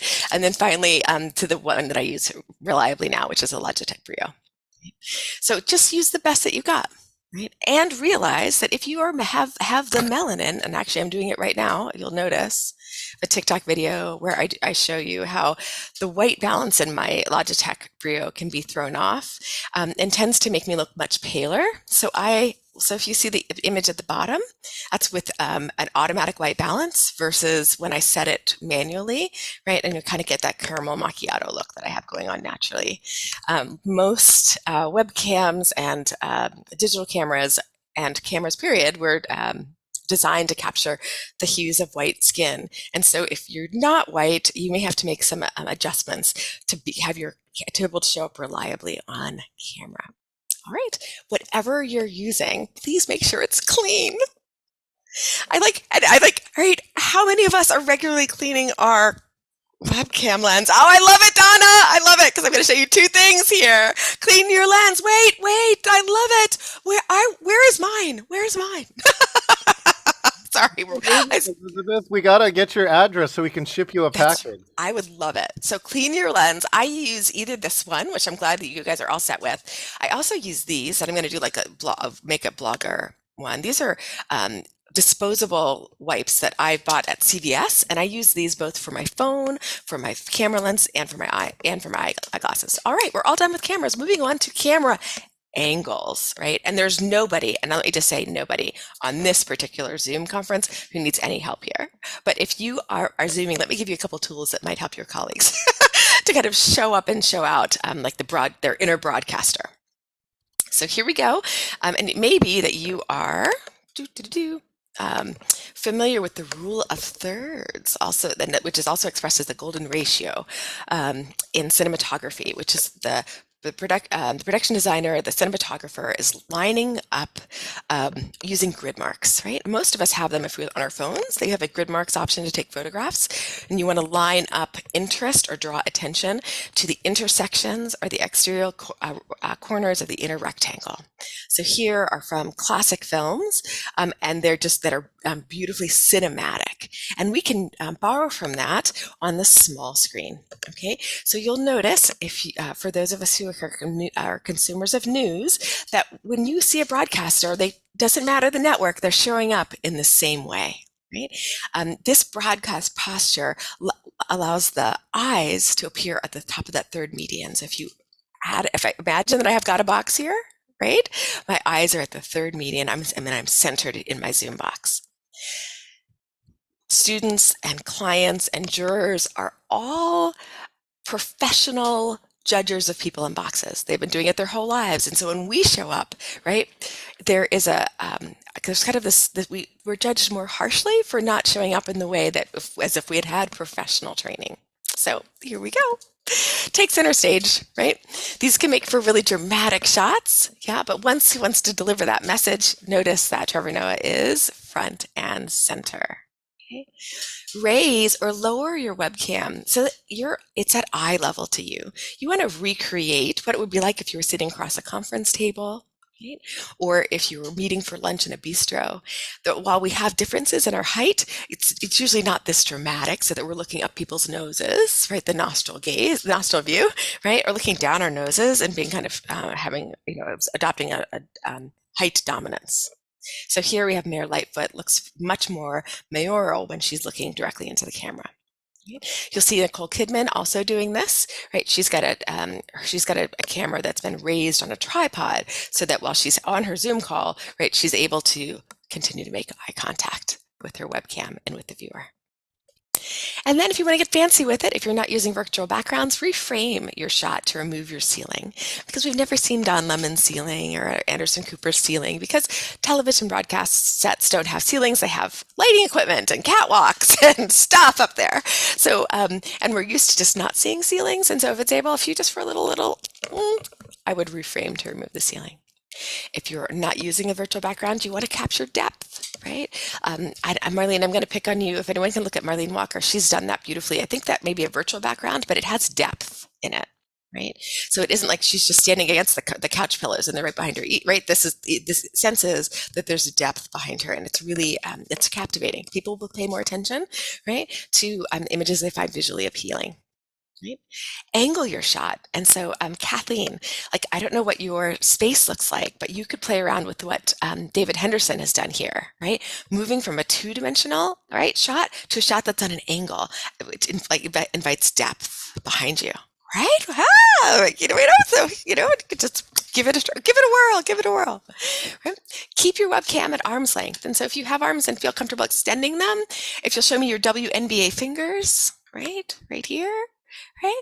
I'd like it to be that you should not yet be touching your webcam. So that might be pushing your laptop back. It's okay. It's all right. There's no shame in our game, but you might want to just slide it off, slide your laptop away so that you're really getting that kind of, you're showing your upper body. And I just want to do a quick look because I'm having so much fun watching you make these changes and adjustments in real time. Would you just give me a thumbs up, virtual or a real thumbs up, to be I picked something up so far, just one? Yeah. Oh yes, Miss Roberta. Thank you so much. Okay, that's great. And Renee, I love it. Double thumbs. Okay, that makes me happy. Really, I literally do this because I love teaching, and so I love seeing people actually. Oh, Coach, thank you, Coach Delisa, to make these adjustments. And here we go, John. This is how I knew John and I were going to be friends. The 4-finger rule. Okay, so give yourself 4 fingers of headspace. Yeah, there we are. There we are. I see you. This is fabulous. Okay, this is, you don't want to have the top of your head cut off generally, and you also don't want to kind of be like this, like the lurker at the bottom of the screen. It's off-putting. It actually create anxiety in the person that you're speaking to. So give yourself 4 fingers of headspace, unless you're an MSNBC where they have big tickers and they only want you to have about 2 fingers of headspace. Right? Then there is, not everybody agrees. I've found that 4 fingers is a great place to start, and then make adjustments as I need to, right? Show your armpits. And actually, like, I feel like I've been slipping off my pillow. I'm going to reassess so that you can see armpits. Show your armpits. That's right. Armpits. Armpits. That's right. That's right. So I'm just going to go here. I feel like Dr. Sherry Ross Gooden, will you unmute and tell me why people maybe feel less comfortable showing their armpits on video calls? I'm not sure because I'm more concerned about my chin and what's under it. I'll show armpits, but that's what keeps me from showing armpits. I love it. I love it. I love it. Thank you so much, Dr. Gooden. So I have had folks share with me that they perspire and have kind of anxiety sweat and worry about the rings, right? And so here, I'm just going to tell you what I tell the lawyers when they are preparing folks for video depositions. If you have somebody who sweats really heavily, there are a couple things you can do. Maxi pads. Right, adhere maxi pads in the clothing, right, towards the fabric, towards the skin, and it sticks so it won't move around. Perfect. And they absorb a lot of liquid. Remember those Always commercials where you put the thing in, you can, I'm killing Vicki Allgood right now. But this is like, they absorb a lot of moisture. Another thing you can do is if you can, I do this often. I will take some frozen corn or frozen vegetables from my fridge, frozen berries, and I'll hold them in my lap to literally keep my body cool. And similarly, as long as you don't have a face that kind of reddens when it's cold, if you use like a can of soda or beer and you put it against your lip, right? If you are worried about kind of sweating a lot on camera. So these are just, tricks of the trade, people, tricks of the trade. All right, now we're going to talk about eye contact, which is so flippin' hard. Who here has seen the movie Her? That's one of my favorite movies. Her. Oh, Aaron. Okay. I'm like you and me, Aaron. We're gonna do this. So it's a great sci-fi movie. I'm not gonna ruin the twisty end. I'm just gonna say it's totally worth watching. And it's about kind of AI and all of its applications and its ability to kind of allow us to feel like we're having very personalized experiences with folks on videos. But notice, right now, I'm gonna take a look at Daniel, and I'm just looking at Daniel. I'm giving Daniel all my attention. I'm gonna move my hands like Daniel is. I'm gonna move my head like Daniel is. Like I'm mimicking Daniel's expressions to kind of establish a rapport with him, right? But when I look into Daniel's eyes, the eyes of the googly eyes I gave my webcam, watch this action, right? Can you see my camera? My camera's right here, and I have on that camera googly eyes, which reminds me to look at Daniel. Daniel lives inside my webcam lens, right? Not over here. Right? Even though when I'm looking at Daniel and giving him my full attention, right, that would be almost mutual gaze. But when we're on Zoom, we have to engage in non-mutual gazes in order to communicate attention. So we have to actually not look at the people we're trying to communicate with and connect with in order to connect. And it's really exhausting, right? It's one of the things that leads to Zoom fatigue. But looking into camera is incredibly important. We all feel like when I'm looking at, one person, I'm actually looking at all of you. I'm giving you all the experience that I'm only paying attention to you. Aaron, you know where I'm going with this. Okay, so thank you. So look into the camera. Notice the difference when folks that we see in boxes don't do it. Give your camera webcam eyes. So I gave everybody in my office at the university googly eyes. Right, you can order them. I got these at Ben Franklin's. Right, I have also given these. Like Halloween is coming up, so like you can get these little eyes. I love the eyes, Donna. I love your eyes. Give your webcam eyes, and you want to make sure they're eyes and not arrows, not signs, because our reptilian brain will be drawn to your eyes, drawn to the googly eyes in ways that they aren't if you use a sign. Googly eyes. It will improve your kind of on camera presence. Use a plexicam. That's what I'm using, which is that I'll flash it again, but it's probably easier to see. Actually, I won't flash it because it's easier to see here, which allows me to mount my my camera in front. So when I'm presenting or using slides or when I'm interviewing someone, I can just look right past my webcam and into their faces, into their gaze. Love that product. All right, use a clicker, which I'm doing now. Otherwise, I feel sometimes like I'm tethered. If I'm a right-hander, I'm tethered to my mouse, or I'm tethered to my mouse as a left-hander. And I like to be able to kind of sit back and flash those armpits. And so using a clicker is helpful. Love the glasses, Miss Roberta, because we're coming up to glasses. You must have known. You must have known this was going to happen. Elizabeth, can I add one more to your clicker? Totally do it. Logitech, of course, your camera manufacturer, makes what's called a spotlight presentation remote, and it allows you to point at your PowerPoint and either magnify or put a light circle around a piece of it. It was at Rick Altman's presentation summit. They all used them. I'm trying to get one right now. I am. Thank you. I mean, like, this is why we come together. This is amazing. Thank you. I would not have found that on my own, and that's something I would love to use. Thank you, John Chen. You're welcome. When we are trying to kind of push ourselves right through that webcam and into the rooms with our viewers and listeners, then one way that we can not realize we're actually just introducing another layer of distance between us. We're breaking the eye contact. I'm trying to make sure my key lights are in my eyes, right? This is tricky. And here's what I tell my teachers and attorneys: if you can Zoom comfortably without glasses, do it, right? If you can't, just make sure that your glasses are clean, right? Move your key lights out until they are away from, key lights are the lights that are lighting your face, right? Until they don't show up in the frame. If you're getting that monitor blue eyeballs of death, you know what I mean? Like when you get, like, I can see on Brandon Wilkins, you're looking at a screen, I can see the blue light from your monitor, right? So you can actually turn your monitor down when you're on calls where you want to make sure you're making eye contact with that webcam. Also tilt your webcam up or down so that it's not directly reflecting in the eyes. And the reason to do that, I think, is that we're able to connect. And the first image of Oprah Winfrey, I'm like, who even gives Oprah Winfrey an award? I mean, like, that's just like, it's like, I mean, she's not already acknowledged for everything already. Like, don't waste an award. Don't give it to Oprah Winfrey. And the second one, I'm like, oh, Oprah, I hope she deserves every bit of that award, right? It's really about the connection we can make, and eyes are the windows to the soul. Lights, see and be seen. We could spend hours on lights. I love talking about lights, but for my key audience are folks who are not going to be spending a lot of money or building home studios, but still need to light up your face. Why? So that we can read each other's facial expressions. That's really what we are losing, right? Each other's posture and gestures when we move to video calls. Right. So lighting is an art, right? It's a science. For those of you who have watched Finding Your Roots with Henry Louis Gates on PBS, it seems like a very simple setup, right? Just two people at a table. Not so. When you zoom out, you'll see that just like Jonathan Capehart was doing in one of the first images I shared with you, what's happening here is that they're blocking out all natural light, like the Sears Photo Studios that some of us took our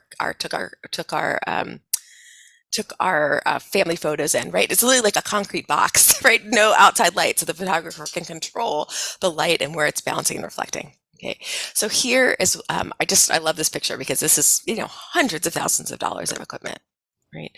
To recreate actual sunlight, which is really what lighting is all about, harnessing light to recreate what it would be like if we just were all outside. So important things to think about: illuminating your face, being the brightest thing in the frame, not being in the Witness Perfection program unless that's part of your deal, and which I say power to you.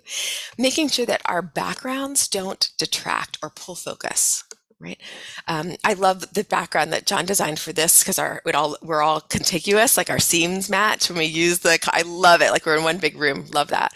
I think we have to be sometimes careful with ones that are too much, right? Because it may be that the person is with the giant eyeball from the first slide I showed you is so busy looking that they're actually not taking it in. Right? So Frank, do you notice the difference between the second image where she's got the garland and the bookshelves, and then where she moves to the living room? Right? So it's just very clean and open. I will say that I've learned that data shows that the more windows and doors are visible in a Zoom room, right, the more difficult it is for people to focus. It just raises the anxiety ever so slightly. It's a little bit like whack-a-mole. Like when is the door going to open? Which door is opening? Right? Think about Randy, the old Western movies where the person would sit, right, so they could see the door, see who is coming at them. That's a human thing. And so when we have 30 windows, 30 doors, we don't know where to look, right? To feel safe. So I worked with an executive who sent me a picture after our presentation where he had put like a hanging plant on the back of his door to hide the fact it was a door, right? Because who hangs hanging plants on the back of doors, right? It was like perfectly allowed people to focus on him and his message. If you can, turn off overhead lights, which are universally unflattering, and let me show you how, using a bust, right? Overhead lights that are in most corporate office buildings and public schools are fluorescents, and they're mounted on the ceiling because they're very inexpensive and they generate a lot of light. But that creates these kind of like the Skeletor eyes that we all have anyway, kind of extends our chins, right? It gives us this it's unflattering. So if you just turn off your lights and allow if your webcam is powerful enough to adjust, just to use ambient light, you're looking good. And then in the last image is ambient light, and during the day, light that's just bouncing around your room anyway, plus a little accent light, plus a little something, something. Right? Maybe that's a ring light, maybe that's LED panel lights, right? That's kind of where I hope folks will end up. Turn off the overhead lights also because for those of us with shiny domes, right? It just allows us another thing to distract and reflect, just like our glasses frames, our lenses. If you can, eliminate shadows, just like we want to eliminate shadows on our faces, also want to eliminate shadows in our spaces. So this is Joey Jackson, who's an attorney in Illinois, and notice your reaction to his face when he's fully lit. When he has what's called pancake face. I call it pancake face. It's a technical term. I made it up. Like when it has, right, both sides. I love that Tony's laughing with me. Both sides of his beautiful face are lit, right? It turns out in a justice situation, this is incredibly important because we tend to find people who are well lit to be more trustworthy, more honest. Right? So these things actually have big, and if you think about when they're lighting villains in movies, you're always going to get these harsh shadows on their faces. Okay? So everybody just get a lamp, right? That's really the answer. Everyone gets a lamp. And I recommend that you use cold light and that you diffuse it. What is a great diffuser is just parchment paper. So that paper you bake on, so you throw that on a light bulb and you are good to go. Learn that from a cinematographer, right? Literally parchment paper and a light bulb, and you just take the regular shade off your lamp and you have an instant tool. All done. Are we ready for set design? How are we feeling? Because I'm kind of getting excited. I was excited before, and now I'm like, we started with Eminem, and now I'm just like, ooh, because I know after set design we get to talk about wardrobe. So I'm like, I'm all in. Okay, so Elizabeth, you gotta love this. Diana said maxi pads and parchment paper. Let's go. That's right. Literally, that's where it is. That's where it is. It's like we don't have to spend a lot of money. We just need to know how this stuff works. So thank you very much. So we want to mind our background, right? No one here is violating that. You just want to be kind of careful about what shows up behind you. This is Dahlia Lithwick, who covers the Supreme Court. In the first image, there's a beer can hand behind her, right? And it's actually motorized and can give gestures. I'm going to just leave that there. And in when she's on Trevor Noah, she has a wood carving. It looks like some kind of gothic wood carving of like people killing each other. So whatever. Just realize that what you show is being seen, right? And so just be thoughtful about what it is that you want to share with the folks that you're sharing a Zoom room with. And here's the dean at the one of our area law schools here in Washington D.C. Virtual backgrounds are great, but you want to be careful that you're not upstaged by them, right? This is key. So you want you want a background that stays in the background. No shame, I've used all of these. Right? But notice that even something a little bit off-white already is can introduce what's called visual noise, which makes it harder to focus. So I'm working with teachers who want to be like, but I want to use themed backgrounds, and we're talking about the Nile, and what the Nile, and this, and that. And we're like, you can do that, right? But it might be that it actually makes it harder for your students to focus. And what we've been trained to do is like on the news, everything's in a box, right? On the news. And I was like, I think that's a better way to draw people's attention, to have a visual aid, but have it not kind of take over the screen. So if you're going to do that, you have to have a green screen. And I'm going to pick on Andrew Picard because, hi, Andrew, how are you doing? I wanted because we both have headsets, and so I wanted to use you because we have headsets. So you can see the blue between the ear. Do you see how my virtual background goes through the hole? But yours, yeah, exactly. Thank you so much, Andrew, for doing the demo with me. It also works with ghosty fingers. Let me see your fingers. If you have fingers, Andrew, can you waggle them? You can waggle them up, and you see how that happens. There's the kind of melty fingers. So that green screens help the algorithm in your webcam to determine where Andrew and his ends and his headset begins. Right? Fingers are really tough, right? Because like the computers have to keep up with our gestures. And so if you want this kind of crispness, I'm using a green screen now that's behind me. And I will just tell you, because I tested all of that, that's my own daughter jumping on the heinous green poster board that they sell at Long's CVS Walgreens, right? 4 pieces of that and some invisible tape, right? The tape that's matte, some thumbtacks, and that's like, you're ready for prime time, like literally ready for prime time. But it requires you to have a setup where you have a blank wall that you can attach things to. Option 2, stage your Zoom room, right? And I'm going to share with you a little secret because I'm having so much fun with everyone. I don't know if you can tell how much I love this, but I really, I really love this and think about it all the time. You know how we're talking about doing things on an angle? Here's an example of, this is USC's library's virtual backgrounds that they hand out versus this one. Like all of a sudden it's like, whoa, whoa, right? Really deep. So my favorite virtual backgrounds are pictures of my actual background. So here's this. This is the actual office I'm sitting in right now. If I moved my green screen, right, I just took a picture of my office when it was tidy from the vantage point of my webcam, uploaded it as a virtual background, right? Staging my real background one time. Okay, tell me somebody. That's kind of genius. You can do it in your living room, your office. Thank you. Mind blown, right? It's like, just do it once, set it and forget it, right? Like you never have to pick up again. So the trick about it, I'm actually going to keep this one up. This is a staged background. So it is a real background. And I've just introduced a couple things, a watercolor, a plant, a light that's on, got to be on, and a little bit of greenery, just to kind of show you that I'm safe. Otherwise, I may appear like I'm in a hostage video. Right? It's like, show me a sign of life. I don't know where this person is. And that actually messes with our ability to attend to what a person's trying to tell us, because it's not that we think, are you safe? Literally, like, are you in a hostage situation? But we are trying to figure out, are you at home? Are you at your office? Do you know what I mean? Like, we have to put people in context, right? In order to kind of understand or connect with them. And so a great way to do that is just to say, oh, she's in an office, and leave it at that. Actually, yes, it's a very small office, big as a closet, but I did a good job of making it seem like it was a great welcoming space that we could join. And I'm going to paint it next year, and things will change. All right, choose your resting face. We can practice. This is Rake, one of my favorite Australian television shows about lawyers. You got to choose your resting face for Zoom, right? Do you know what I'm talking about when I say that? Zoom is all about performative listening. So when you want to make it clear that you're paying attention to someone, like let's say a judge or a professor, right?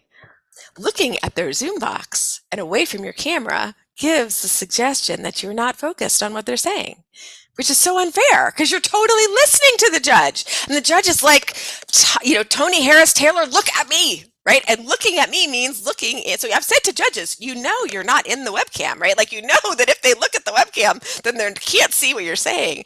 But it's just the science of it, right? It's like looking at, as a professor or a teacher, looking out to a Zoom room and no one's looking at you, right? So you have to do a little bit of performative listening, right? A little bit of like looking into the camera. Great point. Nodding. I highly recommend nodding. Right?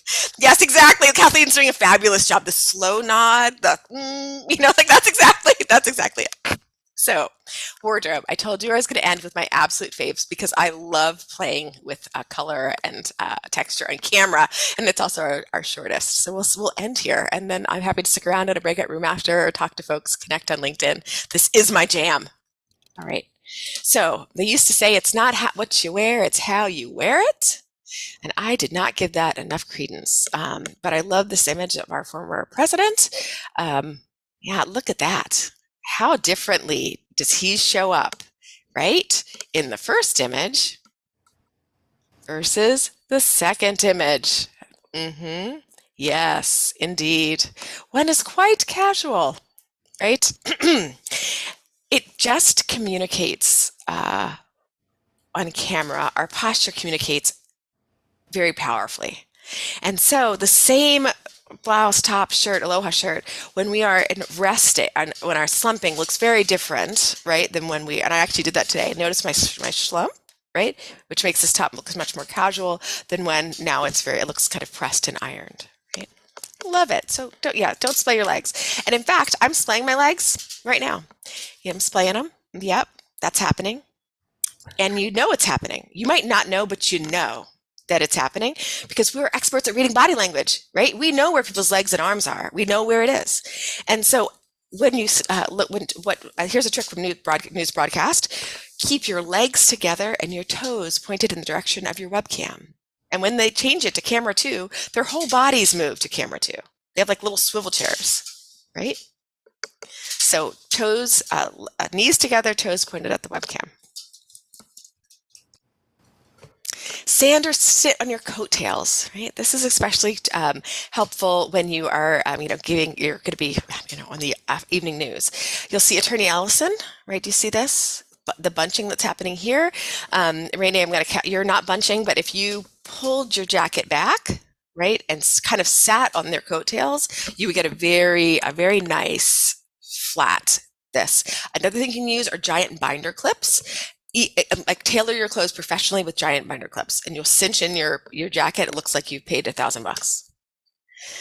So again, all of this is avoid tight patterns. If you look at our former president's tie, you'll notice what's called the Moire effect. This is the pattern of the tie, which is interfering with the pattern in the webcam. I can recreate it with this little baby tie that I got at the Salvation Army. Right? See this like bendy, right? So you want to avoid this, and instead go for big, bold patterns on camera. Right? Big patterns. Actually can be much actually less busy than small ones. Choose blue over white. If you like to appear in traditional business attire, go for blue every single time. It's more flattering on camera. So you may slay in white in person, but white is hard for your camera. And so I would recommend that you zoom in blue. Avoid black, which is a sink or a flag in photography. It sucks. It appears as nothing. So here we have Attorney Shayna Lord. Look at that difference. Right? She probably looks fabulous in both, but black tends to appear funereal on camera. Okay. Stand out from your background, right? This is like Josh is doing this beautifully. I see him on that white background and that black shirt just absolutely popping, right? And I think it's a really good look. And Coach Delisa, I see you doing it with a dark shirt against your light branded background, right? Because you don't want to blend in. Otherwise, you're just a blob. You look like Emperor Palpatine from Star Wars. Jewel tones, flatter, all skin tones. John Chen got the memo. Beautiful, beautiful berry colored shirt that John is wearing today. Renee, I love that color, right? Jewel tones really do flatter all skin tones. This is the meteorologist dress. You can Google it later. Meteorologists all get together and wear this one dress to support STEM. You can get it from Amazon for $27. I have the blue one. It is amazing on camera. Well, I will just say, totally worth the $27 on Amazon. And I would love your tips and tricks, things that have worked for you over time. So please come and find me on LinkedIn. Where typically I'm active, but I've been on a bit of a hiatus. But I do love to connect. And please, if there are things that you would have done differently, things that you've learned from the road, I hope you'll share them with me. And this is this little tick. Thank you very much, John. This little thing is a video filter in Zoom. So I took an image, right, and just put it right. I know the meteorologist, just Miss Roberta. I'm serious. I have it in the other room. It looks amazing. I look amazing if I do say so myself. So thank you, everyone. I really appreciate it. And John, thanks for having me. It's always a pleasure to see you and Donna. And all right, let's give it up to Elizabeth Steele.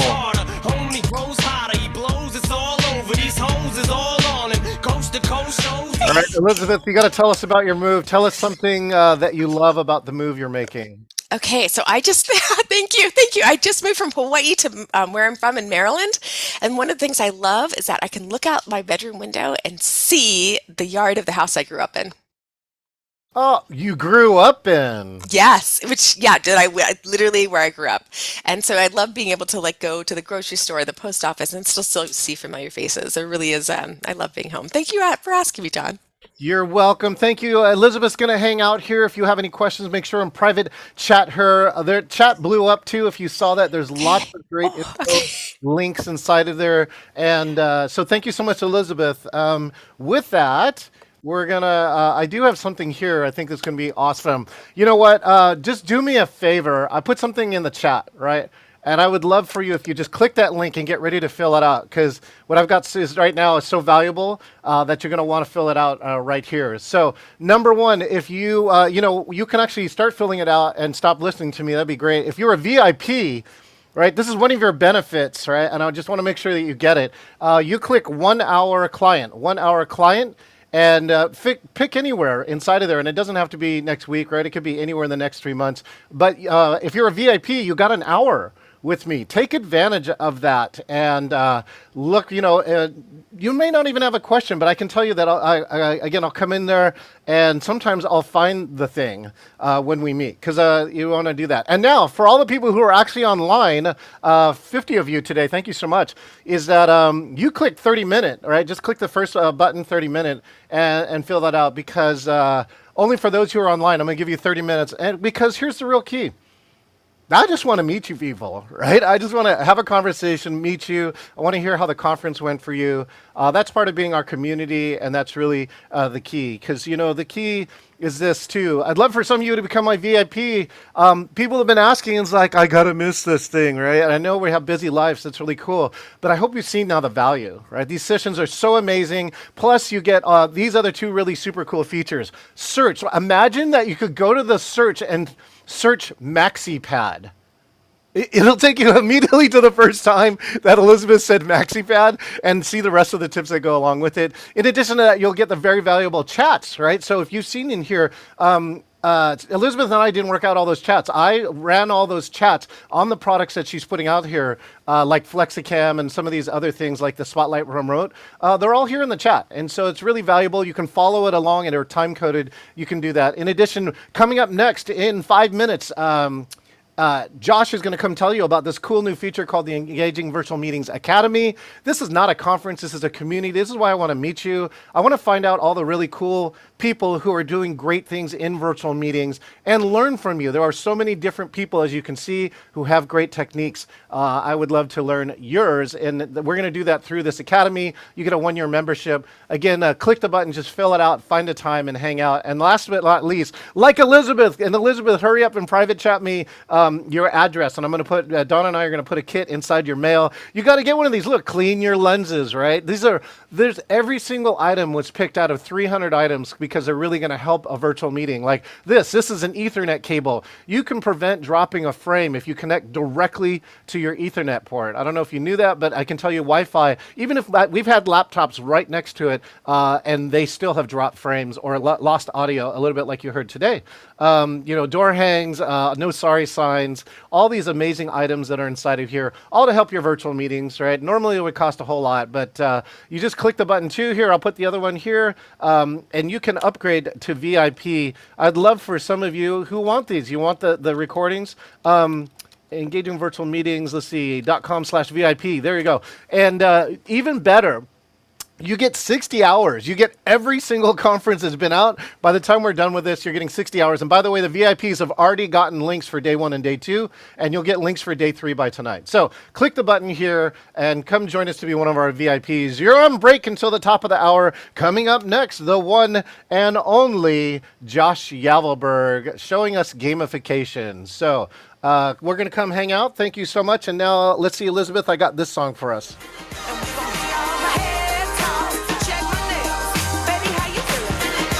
Hey, anybody name this song and name this artist? Name the song and artist.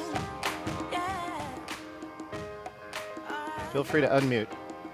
Kristen got one right. Lizzo. Yes, Kathleen. Good as hell.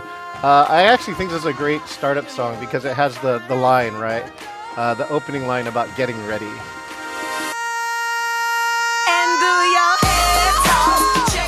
I think that's one of those voice trills, when you take your voice at this level and then run it up to like a couple octaves. Lizzo can do that.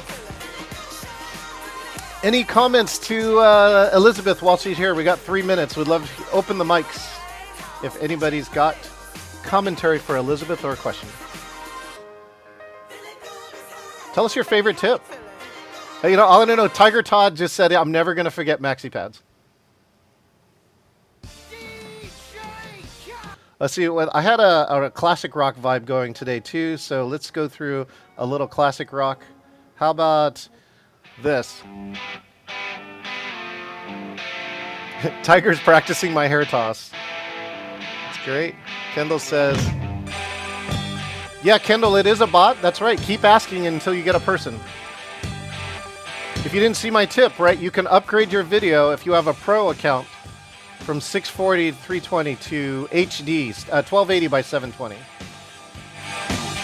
Tiger Todd is not correct. This is not slow ride. Try again. Joni! Just imagine if you felt like Zoom, like we were here for the first time, having the awe and wonder of being able to see everyone. To show how much you mean to me. Kellen Fleckinger got it right. This is Foreigner.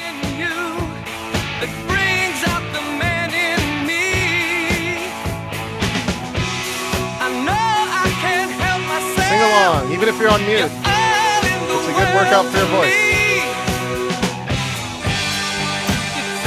Like the first time. Come on. Miss Roberta found the virtual filters, and I think she'll never go back.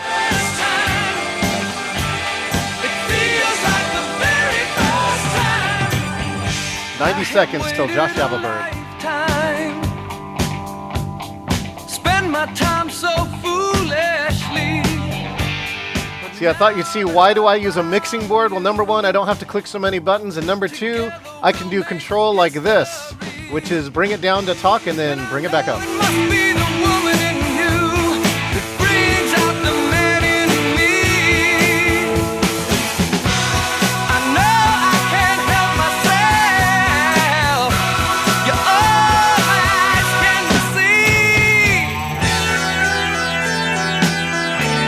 Like what? It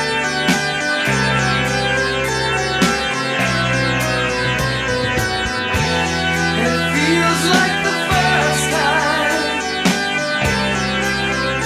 like it never did before. Feels like the first time. All right, we're getting ready for this next section here. Let's see. So thank you for that. This gentleman, geez, we've done some stuff together. We've actually done the most gamification analysis on virtual conferences as we tore apart all the data from Training Magazine. He's one of Sententia's rising top stars, got a PhD in this stuff, and he is the creator of the Engaging Virtual Meetings Academy. Let's give a huge round of applause to Dr. Josh Yavelberg. Play the game. Everybody play the game of life. Oh, thank you, John. Thank you. Yes, we are here to talk about Engaging Virtual Meetings Academy, the thing I've lost sleep over the last couple of months. But it's going to be a wonderful talk about how, stemming from what we were just talking about with community, we are building a community. And this is what we're going to be breaking down for you in this session. Before I start, I would like to first acknowledge that OB Studio was one of the greatest things that was given to me at this conference as a recommendation. But how can we continue to increase engagement in virtual events? This is essentially, the question that we're dealing with at this conference. And I would just want to know what your thoughts are. What's one of the takeaways you've had thus far in this conference? And just put it in the chat. There's going to be a few chat questions through this, and I don't have any breakout rooms like some of the others. There's just a lot to talk about on this topic. So let me get myself squared away where I'm supposed to be. There we go. Good. Thank you, Kristen. Connection personally with people. Start with names, as I just did. I just modeled what you said. Awesome. Anything else? What's another best takeaway that some people have? Again, go to the chat and chat the best takeaway to Josh. Chat. While you're talking about that, let's move it right along with. It started with a question from John. Can you gamify my conference? And he gave me this question around like May. And well, first of all, I need to help also here in the chat. Can you define for me gamification? When he says gamify my conference, what comes to mind when he says gamify my conference? Because this seems to be a very contentious subject in the world of gamification as to defining what gamification actually is. So that's step number one. But then he also goes, by the way, this conference is only in Zoom. I'm like, well, yeah, I can do gamification, but now just in Zoom. We're just using Zoom and we have to gamify Zoom. Okay. I'm sure there's something there. Maybe we can use the chats, the poll logs, some of the data from who's attending. Maybe there's a plugin. So let's investigate some plugins and not have to yeah, we can do this. We can definitely do this. And stay as close to $0 as you can manage. Oh, yes, I'm in. I'm ready for this. This is definitely the way I work. Okay. So I'm ready to go into this. And I start with the natural order of things. I define my audience, which is me, honestly, and you all who are here today. So like me, very curious, wanting to know more about this topic, really engaged in what's going on. So I feel like I can design something that's very self-hugging meaning like something I would love to see. And then we can kind of branch out from there. Well, then you just define your outcomes. So, like any project and solution, you got to define your outcomes. So one is increase and maintain engagement. Okay. Grow impact and relevance of the Engage framework. That's John Chen's book. If you're not aware, he talks really a lot about that in his book about the Engage framework. So let's advance his body of knowledge and see how it grows. And then while we're doing it, let's identify and support anyone who's an engagement champion, someone who really expounds what we're talking about, and mentors, the people who are currently in front of you, speaking to this audience and engaging you in the topics. Now, who are you? Wait, what? What are you doing here? Oh, okay. No, we start with outcomes and the audience. This is where we start. No, hey. Fine. Hey, come on, that's cheating. Okay, so this engagement spirit seems to think I'm completely off base in what I'm doing here. So let's try this again. I seem to have forgotten to go back and talk about gamification, right? So that's where we were supposed to be talking. So I would like you to say, what is gamification? And thank you. Am I on track now? Oh, okay, fine. Get out of here. These engagement spirits are just the worst. All right, so what is gamification? What did you say as far as gamification? I think some of you might have said things like, let me see, I'll scroll up here. Gamification, defining it. What do you hear? You hear, wow, you guys say a lot of things. Fun, games, fun. Knew you were going to say that. Motivation for participation. Good. But yes, what's not in this definition? That is pretty much what we want to know. So what's not in this definition that you expected to see here? One is games, another's fun. Is there anything else you expected to see in this definition here? Just place it in the chat that you don't see or you expected to see. We've got dopamine hits. Competition can be a part of gamification. Learning. Can gamification be applied to things other than learning? Yes. And it does. It's a lot in the corporate world. No, wait, Josh. Vicky said prizes. Maybe you should. Prizes? Do we have to have prizes?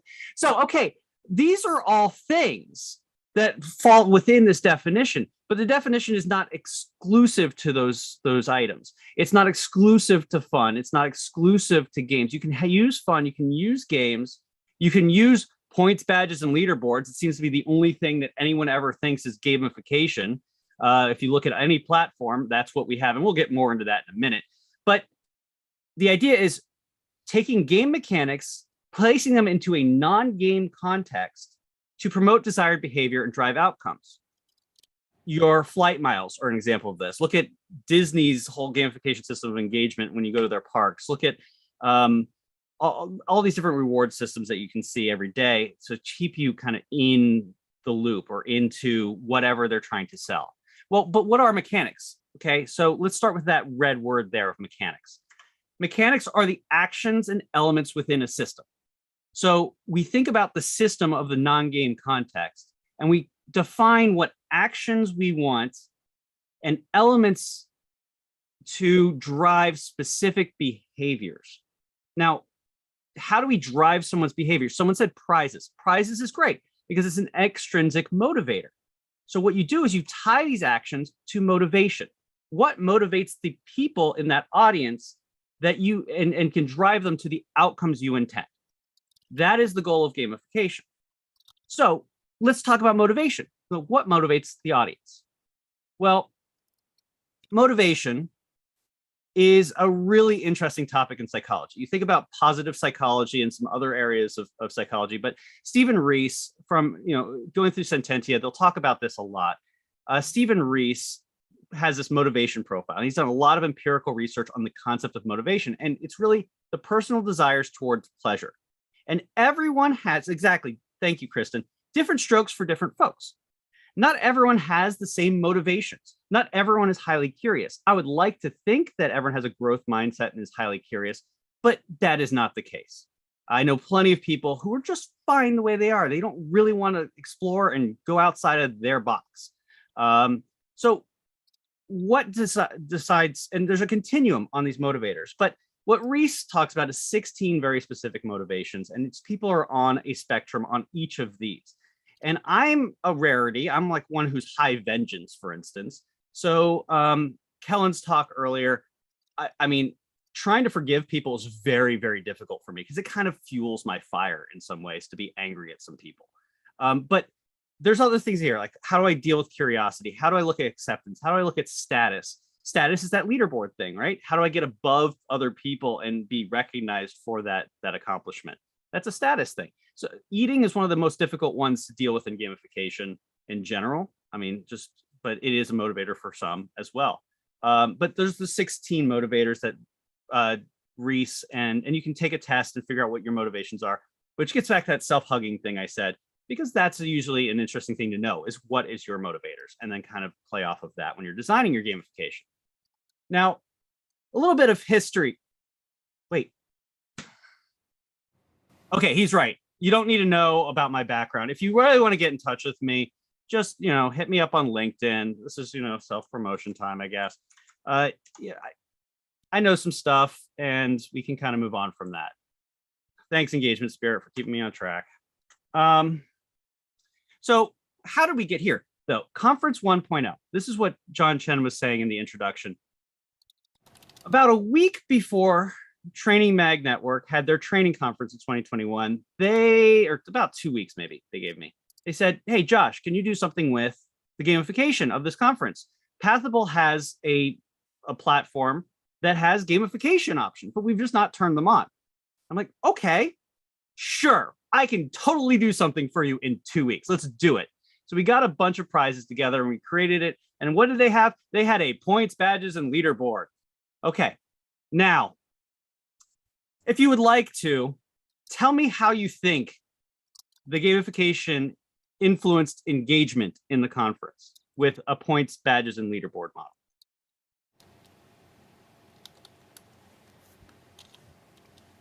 I'll give you a hint. There's about 900 people in there, and it didn't really distract from the content too much because it's a separate platform from the actual Zoom where it was being delivered. But yes, you ended up with people chasing points, and not all people. We're talking less than 20 out of the 910 attendees. So the people you see there with those points, I'll tell you, the normal attendee made it maybe to 9,000 points, which goes to show that I don't think you can get that many points at the event without cheating. But there is one caveat to this. Gamification is really good at gathering data. Don't forget that one thing. If you're going to remember anything about gamification, even if it goes really wrong, it collects a lot of data and very specific data that's useful. You are planning a system that measures, that grabs elements, these game mechanics. And if these game mechanics are creating meaningful pathways towards an outcome, you want to measure those. You want to see what people do in those choice points. And you want to be able to take that data and go, oh, what did people actually do? And so that's what we did. I mapped it. So I mapped the data of all the attendees. So that these are, each one of those rows is an individual attendee that I randomly took from different sort of engagement levels throughout the conference. And I look at it and you go, all right, the first person in this row right here, this person showed up to like one event. The next one showed up to, was probably distracted by work and came to 1 or 2 of the 3, 4 of the events, really the first day it looks like, and then they kind of fell off. The next one's pretty much your average attendee. We kind of were generally engaged throughout the event. The one next to the top or next to the bottom, that one really was attending every event and was great. Was not on the leaderboard, but this person was engaged in every single session and in the chats on the asynchronous and everywhere else. They did exactly what we wanted. But there's nothing about the game that told me that they were influenced by the game to do that. The last one at the bottom, that person was attending 3 sessions at once and answering polls on it. So obviously someone who's gaming the system, but hey, they won prizes for doing it. We rewarded the bad behavior in this case, but we learned a lot. So move on to conference 2.0. This is TechLearn. A few months later, they said, we set up the same system. Can you gamify that one? I said, sure, I got it now. I found out there's an export button for the data. So I'm going to take that data and I'm going to make an app. So I made an app that extrapolates that data and says, all right, using this system, you can see how it's mapped here. There's a diagram of kind of the motion between the map, the app and the platform, and the sessions and what they could get as far as data and all the interactions. What we did was, in taking the data out, we gave users the ability or participants the ability to use their points, which is very, very important idea. You give value to something if you allow them to use it. So now that they have the ability to use the points, they could purchase swag, they could get raffle tickets for the big prizes. They could even gift money or gift their points to other participants, which was very useful because I rewarded that behavior. So they become more communal in their understanding of what these points were. They got badges for special abilities. You can see on that hero board, it's also themed under a narrative of heroes, tech learning heroes. So there's a story element to this. And to go a little bit further with that story element, what we did was on Thursday, when we saw like the participation start dipping in general, and all the prizes were kind of going out the window. We were running out of prizes to give people because they were spending their money so fast. We threw in a villain because every hero needs to fight a villain. So in the middle of the conference, we threw in a villain who stole all the prizes, and you had to get the prizes back by spending your points against the villain's total points. Very simple. It's still just a math problem, but it created another sense of engagement. Thank you. And glad Miss Roberta remembers. I think you spent some points to get rid of the villain. That was a lot of fun to do, by the way, because I sat in the background. I had signed in with 2 accounts and I had a camera on a mask and I was just trolling the chat. But the trolling I was doing, and I trolled, if you see the picture here, I've put these pictures in all of the discussion forums of the change my mind meme, and its gamification is just edutainment, and just change my mind. So it was trying to spark the conversation around the topics that were being talked about at the conference. And that way you're also not only you're doing it in a productive way, he's being challenging, he's being a jerk, but he's actually trying to enliven the conversation about things. It's also a good thing if you are in higher ed. It's great to get your students, to rally around something like this. A little bit of role playing. So that gets us to where we are now. How can you inject a gamification system into a Zoom only conference? Like that was the challenge that John gave me. Anyone have any ideas of what you might do or what you might use or how you might do it to, like, if we were just had this space and conference, right, with all the other attendees, I mean, all the other speakers, don't disrupt their narratives and their ways of speaking. You know, how might you gamify this conference and track those points? Thank you, John, for keeping up my questions. Saves me from copy and pasting some. Well, you get the conference report, give points for chat entries, which we're doing. A mobile app. So, okay, Marlene, thank you. You just jumped into the problem here. You kind of need a way to track all this stuff and to display it back to the users. So, so how can, you're back again. What?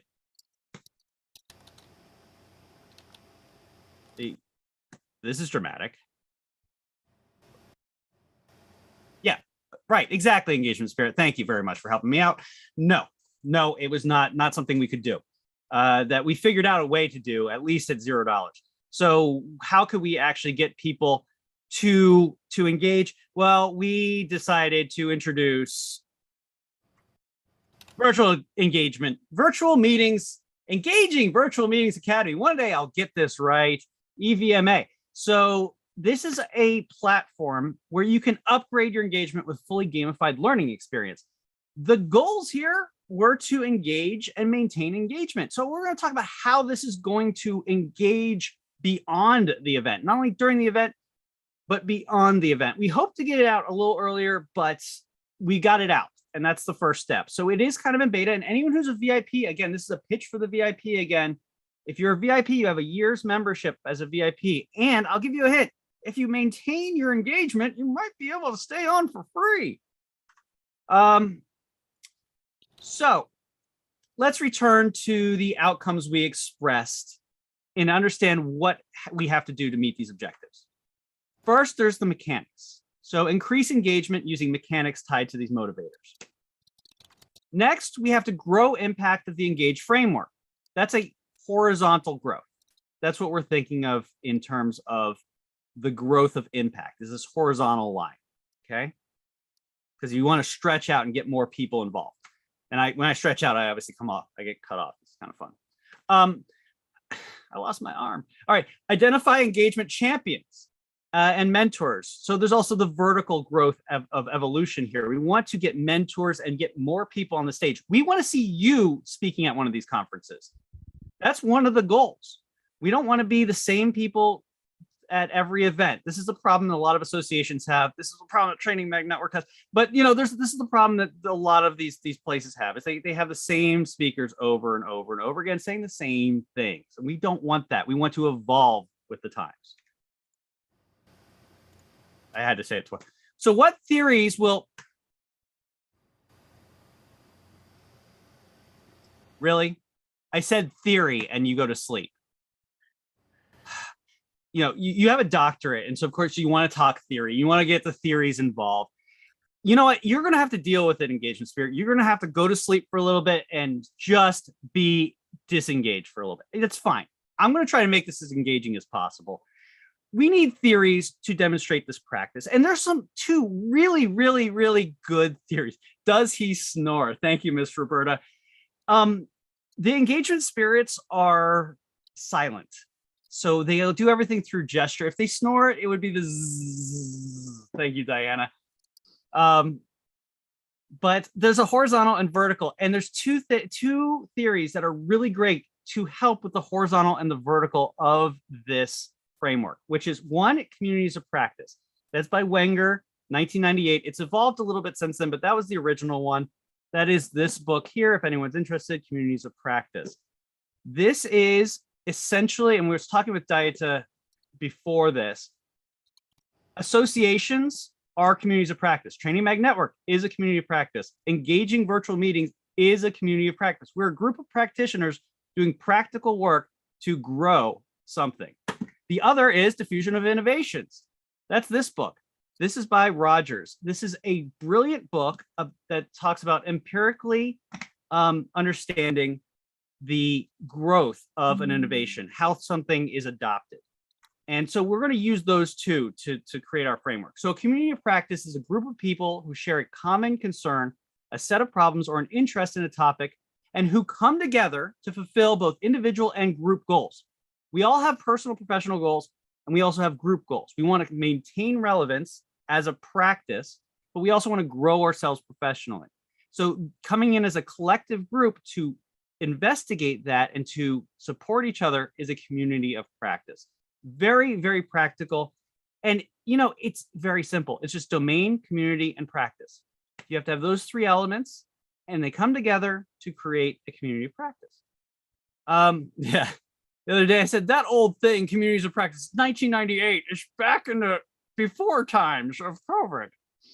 You know, anything pre-COVID feels like it's old now. So there's that. Diffusion of innovation. This is the other model I was mentioning. It's an empirical model for defining how innovations are adopted.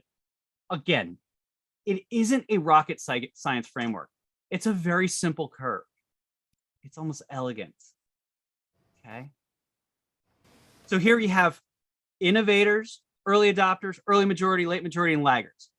And it's just evenly divided out. But what's most important is we're talking in this group, we're at the innovators. People are just blindly going to buy OB or grab OB Studio and just jump into it and don't care if it goes well or not. Then there's the early adopters, who's everyone who's a VIP. You are automatically an early adopter. You're in the system. If you use it, you're an early adopter. What we want to find within the early adopters are opinion leaders. Opinion leaders are the people who are going to contribute to that community, to give back to the community, to talk in discussions, to take the challenges that are faced in there. Then we have the other problem here. We need to get the diffusion to the other people. We need more people to come aboard the academy, aboard this community of practice, so that we can actually make meaningful change in meetings, make meetings that don't suck. Because as John likes to point out, meetings are rated a 4 in general.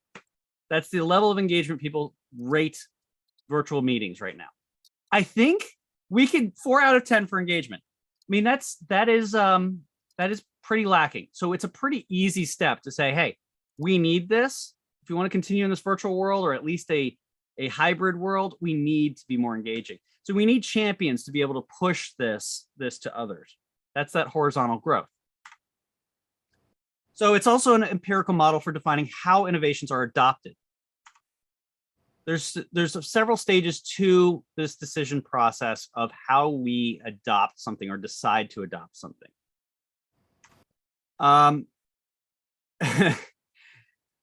So we have knowledge stage, persuasion stage, decision stage, implementation, and confirmation. So you have to kind of get to know it. You have to be persuaded on it. You decide to use it, you implement it, and then you confirm that it works. I've done all of that in a week with OBS. So there we go. Now, there are challenges to both of these. Good morning. Yeah. Thanks for pointing that out. Yeah, posture, fine. Get out of here. He just said that the most challenging thing to both of these models is number one, engagement. Yes, that's probably the number one thing to solve in both of these. How do you engage more people to your innovation? And then how do you engage people into the community? Like, how do you get people to actually participate? I've started so many communities of practice on like Zotero, where I share research. And by the way, I'll share those links to you as well. But I share tons of research. Any journal article that comes across my desk that I read, I throw into my Zotero groups. And I'm the only one who seems to be doing that, even though there's 40, 50 people in these groups. But that's standard in this. There's a problem of homophily, which is that everyone in this group right now is like me. We want to know more about this topic. We want to engage in this topic. We want to grow this topic. But that doesn't show for diversity. So we need diversity of thought. We need the people in the room who are going to give us that other opinion, to sort of jar our thinking, to change our paradigms. That's one of the things that's lacking a lot of times in these very tight-knit communities of practice, or even diffusions of innovation. There's barriers to adoption. Is it practical? Is it cheap? Is it easy? Is it, those things that are going to stop someone from adopting this practice? We have to make it as easy and cheap as possible, really. Virtual 1% rules, another one. 1% of the internet actually is involved in the internet. Like that's really the people creating content. It's only about 1%. If you look at Wikipedia, it's a perfect example of that, right? Wikipedia can be edited by anyone, but it's only 1% of people who are actually going to jump in and make a change to a post or make actually add to that community. Because it's tech, that's what it is. It was about this idea of the whole wiki theory. So anyone can come in and it's communal knowledge. And the communal knowledge is going to make this, valid, which isn't really right. But lurkers and laggards, that's the last one. Lurking is okay. It's okay to lurk. If you're sitting right now on this talk, or if you're in the free live stream and you can't really participate, that's fine. You're still learning. You're still engaged in a different way. It's more passive, but a lot of people learn that way. But to be a strong community, we need people to de-lurk. We need people to jump in and actually help with that diversity of knowledge and thought. The hardest one is laggards. They're the ones who are just dragged along at the end. Once everyone has accepted the innovation, then they will maybe come aboard. Like they will fight it tooth and nail till the end. So we can kind of almost count them out in our quests here, really. So let's give engagement spirits a home. That's the goal. Oh, now you like me. Okay. Oh, thank you. Thank you. Yeah, no, thanks. Yeah, we're going to give you a home. You're not going to be homeless anymore, you engagement spirit. I swear, we got to make sure that you have something. Yeah. I am thinking of you. I'm sorry I put you to sleep with theory, but we will make sure that you have some job to do moving forward, okay? Good. So we got to give them a home. So this is how we're going to give them a home. This is the framework that we are using for this community, and it could adjust. I mean, this is a literally day-old community almost. It's 1 week old, and we've just released it, and we're looking at transitioning everyone into this community where you can have a social network and everything. But there's these ranks that we can think of within this community that identify what I've just talked about. First of all, on this black square at the bottom, there's the world of disengaged meetings. They're just sleeping. I mean, these are trainers, execs, and others who require real help, and we're there to help them. We want to get them in. So who's going to get them in? Virtual engagement champions. Anyone who wants to share and into their social networks, they're really connected, want to tell their work, their bosses. Those are virtual engagement champions. That is that horizontal. Then they will bring people in. People coming into the site are neophytes. Neophytes are people who have come into the platform, are not paying for a membership, and just want to, attend karaoke, do some of the free social things, network a little bit, start to get engaged in the events. No commitment necessary, just come aboard. Pay for a VIP membership, you get elevated. Now you have a red carpet treatment and you are an engaged VIP member. This allows you a few more things, like you can access the archived content from this and the previous conference sessions. You can attend special events. You can get the engagement package. There's a whole lot of things that we can do to roll out the red carpet for engaged members. But we still want to elevate you in two different ways. You can either elevate horizontally and become a champion and still spread the word, or you can elevate vertically and become a mentor and start speaking in front of other people. If you're sharing some great opinions, we're going to flag that and say, you should be talking at the next event. That is really the goal there. And then there's the engagement leaders. Those are really the admins. Who's pushing this? That's John Chen, myself, Donna, other people who are really, running the show here, so to speak. And hey, we would welcome others, I'm sure. So these relationships are supported through the mechanics. This is where the gamification comes in. How do you make sure that people are moving on these pathways, right? This is what we're talking about. We want to have a desired outcome. So how do we design around that outcome and getting people to do that? Well, the story is driven by engagement, spirits, and quests. So I keep pointing over here, and it's this way. Right? So the engagement, spirits, and quests. Those are the spirit you just saw. We gave him a home, and these spirits are going to send you on quests. The first quest is already up there, and that is engage and interact with every attendee. Anyone want to guess what the second quest is going to be? So we're still developing the quest, but it's a work in progress, and they're like online courses, but they use web quests. Yeah, thanks for the N. What's the N? Somebody, we got a hint. All right, reward. Oh, you had to answer it yourself. You couldn't resist, Donna. You just couldn't resist. Okay. So, yes, that is the second quest. Third quest. No, someone was going to have. I got it from you. So, yeah, turn off mirroring. Yes. So the story is driven by engagement spirits quest. Reward. We want to reward points through points and coin the actions of mentorship, collaboration, championing the innovation and practice. So all those things we want you to do, we're going to reward them with points. So you get engagement points, which is more of a status thing, and you get engagement coin. This is sort of like YouTube, right? Where if you are engaged and other people are engaged with your content, you get paid. So if you're getting paid, that goes to discounts on things that you can do, transfer it in for digital artifacts. You can unlock things unlock stuff. I mean, there's a lot of ways we can use coin. So yeah, there we go. We're going down the engage line here. I love this in the chat. Because we got to spread this framework. Next is to create value. So we want to appeal to multiple motivators. We don't want just one pathway to success. We want to try to motivate anyone up or vertically or horizontally along these pathways. So the site. So you get to virtualengagingmeetings.academy. And what we were trying to do again is get away from the virtual meeting chaos and get you into the life in the easy street with the VIP membership. Now in here, it's a social network. So as a social network, what you can do is you can do a lot of the social networking things. You can start groups if you want to start a group. You can see other members. You can friend them. You're rewarded for growing your network in this because that's a championing behavior. It's a communal behavior. Write private messages to other people.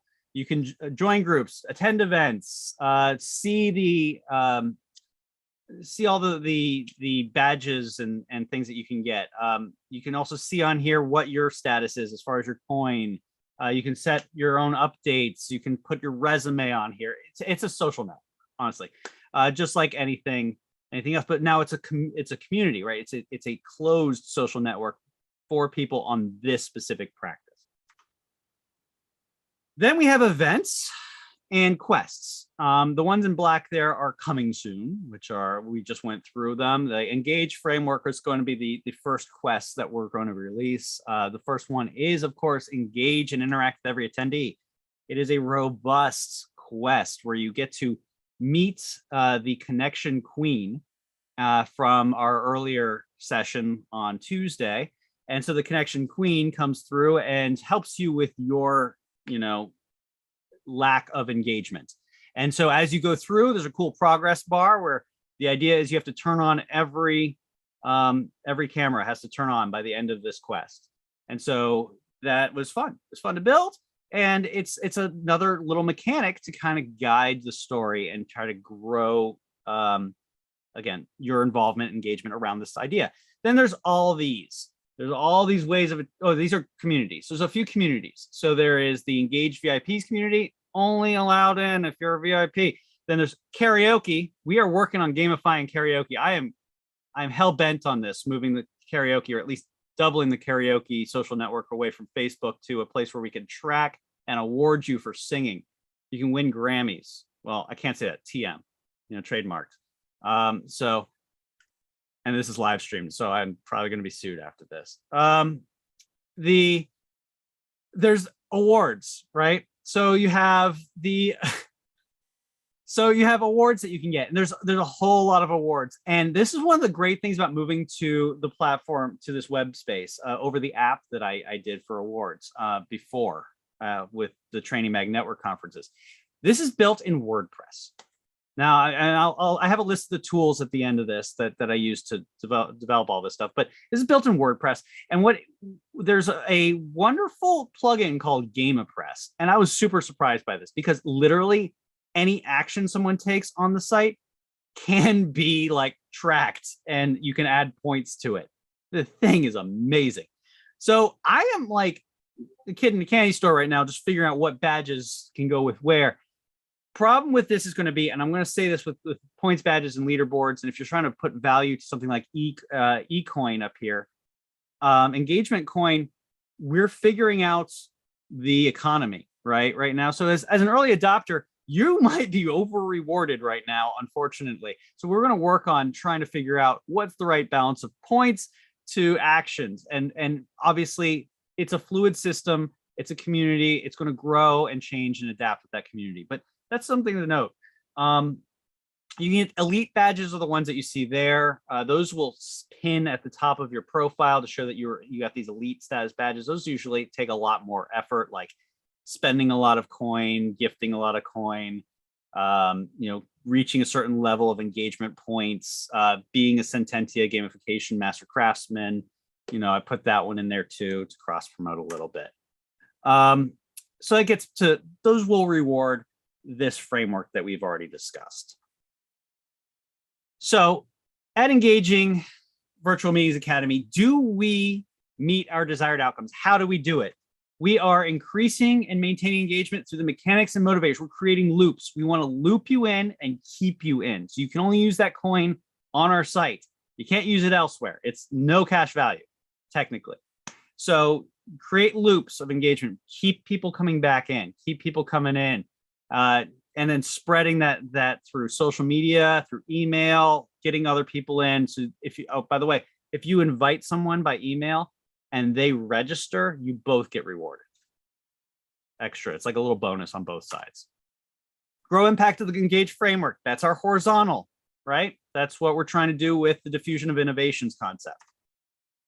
And then identify engagement champions. That's that vertical. That's the community of practice framework. So we're hitting both of them in a very simple and elegant way and supplying it with gamification.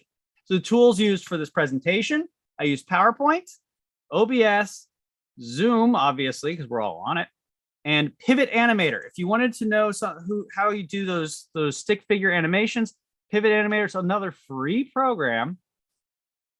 Yeah, all about the free stuff today. It's super easy to use, and I'm going to be using it a lot because, as you see, these engagement spirits are all stick figures. So we're going to see a lot more of the Pivot Animator to come. So the Academy itself uses WordPress, LearnDash, BuddyBoss, WooCommerce, and GameApress to have it. So go to Engaging Virtual Meetings.academy and upgrade your engagement with a fully gamified learning experience, and become an engaged VIP. Right now, early adopter discounts are being thrown out by John Chen. Everyone gets a discount. You get a discount. You get a perfect time to jump in, get aboard the VIP, and that is all. Let's give it up for the one and only Josh Yavelberg. Let yourself go. This is your life. Okay, good. You gave the gold. A lot of people were asking. I have not used Pivot Animator, so I'm going to have to figure that out. I had to find it for this, I was like, there's got to be a stick figure animator. And there's a lot of actually good, there's a lot of good tutorials. I saw this one animator who's like a professional animator. He became famous doing stick figure animations, and he proved you can actually just do it in PowerPoint. The whole stick figure animator using the morphs and he did an really elegant PowerPoint demo. John Galto in the house. John, you got a question? Oh, wait. Do I have a question?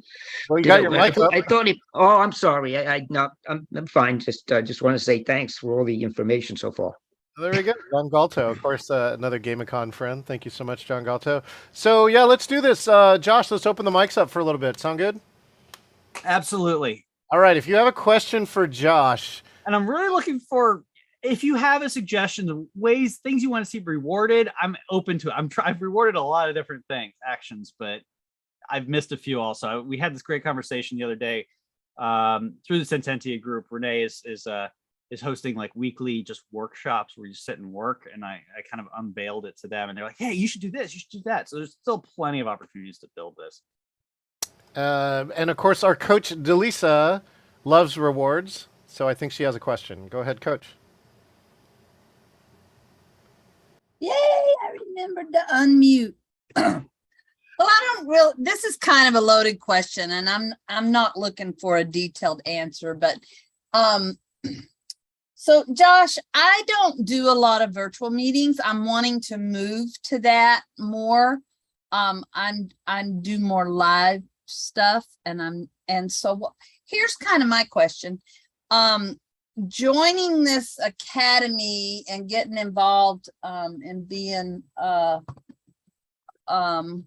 VIP and that kind of stuff, and contributing to this endeavor that you and John are doing sounds so exciting, and I'd love to do that. Here's what I'm thinking.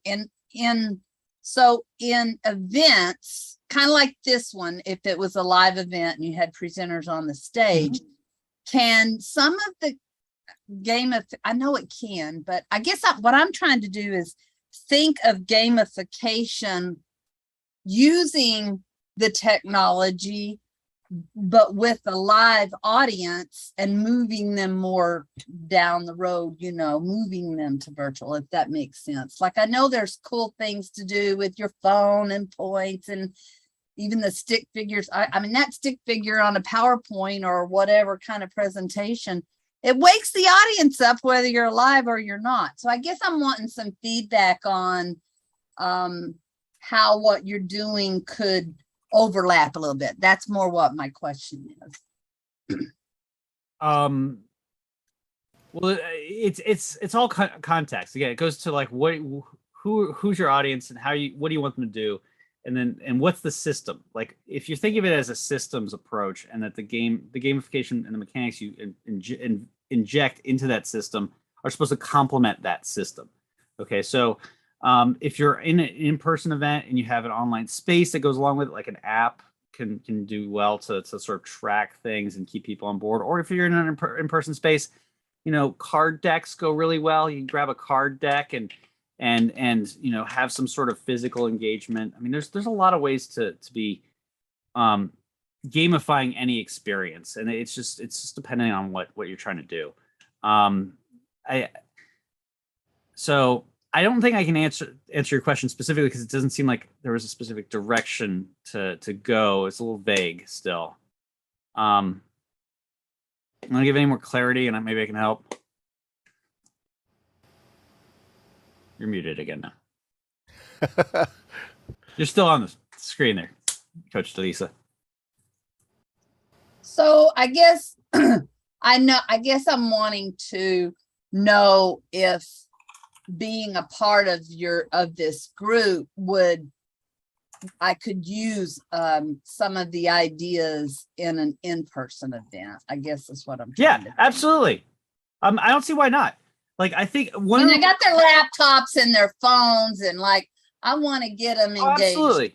Personally, I want to get them engaged. Virtually, I want to. Oh, I see where you're. I track of their points on their phone. You know what I'm saying? Yeah, no, I see where you're struggling. Yeah, it's so I feel like meetings are meetings, and you need to work through it. And there's for gamification, for instance, I always push like Game Storming is a great book for like thinking of gamification in in-person meetings and events. So it's a good design thinking strategy, saying that put it with a gamification technique. But the idea here is one thing that I think right now the big buzz is hybrid. How do we do hybrid and do it well? I haven't seen much about that yet. Like good examples of practices of that. What's good about this community is we want to encourage people to share failure, and so that we can learn from failures. We all fail a lot. I fail a ton. But you get back up, you write down what went wrong, how you do a debrief, you figure out what you can do better the next time. But if you do that communally, we won't fail as often, right? We'll start finding things that work. And I go to these conference events, I'm like, this seems like a really cool tool. I'm going to try it with my audience. And then like, bam, it just falls flat because the audience never turns on their government, and they never turn on their cameras ever. No, it doesn't matter what you do. So like, it's like culture. I'm fighting this culture, and it's just a losing battle. So, but I'm trying, fighting the fight. But you learn from it, and sharing those experiences is what's going to help you. And you can translate things to the in-person from the And virtual. Coach, oh, and Coach DeLisa, you know that in the in-person, that's where gamification really came about. You know, building activities for people to do, such as an in-person game, a board game, is a great way to engage an in-person live audience with the goals that you have. Definitely talk to Josh, or of course Renee is here. Hopefully Renee will chat out information about the Game Garage free every Friday. I love to drop in every so often. Got a chance to present there. Great resources, including these free things like Pivot Animator. I'm going to do this. Hey, Josh, first off, let's all give one last round of applause to Josh Yavelberg. All right, we're going to call break until the top of the hour. You got about a 12-minute break. And Josh, we're going to, if you want, hang out. We're going to allow people to ask you questions here or just hang out. We'd love to hear anybody, either other additional questions. Oh, wait, I did see one too from Daniel. He said, what is it, Buddy Meeting? Is buddymeeting.com still operable? That's the question I think you can answer, Josh. Buddy Meeting? I have no clue. Was it, wait, what did we use? There's something else that we... Buddy Boss. So we use Buddy Boss. There's Buddy Boss and Buddy Press are two plugins that are out there. Buddy Boss is essentially your social networking component that you can inject into WordPress. And LearnDash is like an LMS, and then GamePress is your gamification platform. So it's like this triangle networking of things. And then WooCommerce sells the product. Got it. But WooCommerce is important to know because that's got a direct integration with GamePress so that you can apply discounts to things using coins and other points that you assign. So yes, I do run my website off of WordPress, and for those who've never used either WooCommerce or what's the other one? So anyways, they're all like commerce systems that you can plug into. And so I finally opened a store, which has been on my list for a long time. That's how many of you are registered. Next year, I think I'm going to get rid of Eventbrite because I drove most of the registration myself, and I don't have to charge you event fees, which Eventbrite is taking all the money. I look to expand the store too, so that you can buy all the individual items in the box if you want to just buy individuals of them sent to you. And so it is a great way. I know one of my very good friends, Michelle Cummings, who was a speaker last year, makes a good portion of her income based on her store that has team building items inside of it. So my store will be around all different items for engagement. Anybody else want to comment? Feel free to comment, unmute, ask Josh a question, or give us a comment about the last session. Yeah, we're gonna work on that too, because right now you're still running two stores, John. Until the academy rolls together, we'll get it all working. But right now, please be patient if you do purchase a VIP from the links that have been sent out, because we are trying to funnel people into the system. So it's that sort of growing pain of transition at the moment. I see Kristen and maybe Randy had a question. Let's go to Kristen. Go ahead, Kristen. Oh, just real quick, the OBS stuff. Is it a hard learning curve, or is it something I downloaded this on Tuesday? Okay. For the first time. Okay. So when Jeff Evans was talking about it for his thing, I was like, "This is so cool," and he said it's free. I'm like, "Yeah, let's do it." I mean, I've got a lot of paid software, but nothing broadcasting. And the only learning curve I had was figuring out how to turn on the virtual camera and set it up so that Zoom could see it. That's where I'm having the trouble." Okay. Well, we can connect afterwards. I can send you a link that I use to figure that out. But I was trying this other third-party software, and then I found out you can just do it straight from OBS. It's actually built in right now. Built in. It's just you have to find the right setting. Okay. And just real quick, I was turned on to this, and I guess it's gamification because I used to stream and go into different people's streams, and there was a dude that did a whole game show and had the sound effects, the whole board like John does, and the whole background, and he could, whatever he needed to put up, he could do. This came in the mail today. This is your Stream Deck. Ooh, wait. I need to get that. Thank you so much, John. Set that up. Finally upgrading my setup with the Stream Deck. I actually gave this tip to two. If you have an iPad, it's called Soundboard on iPad. It has 16 buttons, including things like this, Kristen. Welcome, everyone. The performance will be starting soon. Please find your seat and silence your cell phone. Thank you.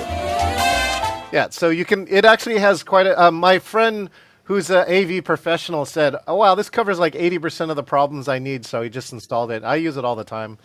Let's go to Randy. Hey, Randy, good to see you.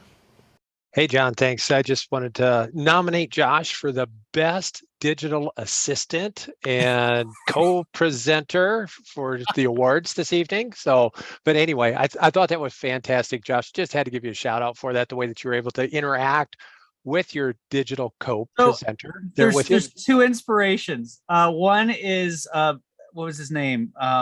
It's not Buddy the dinosaur. Crap, I forget the original animation, history of animation.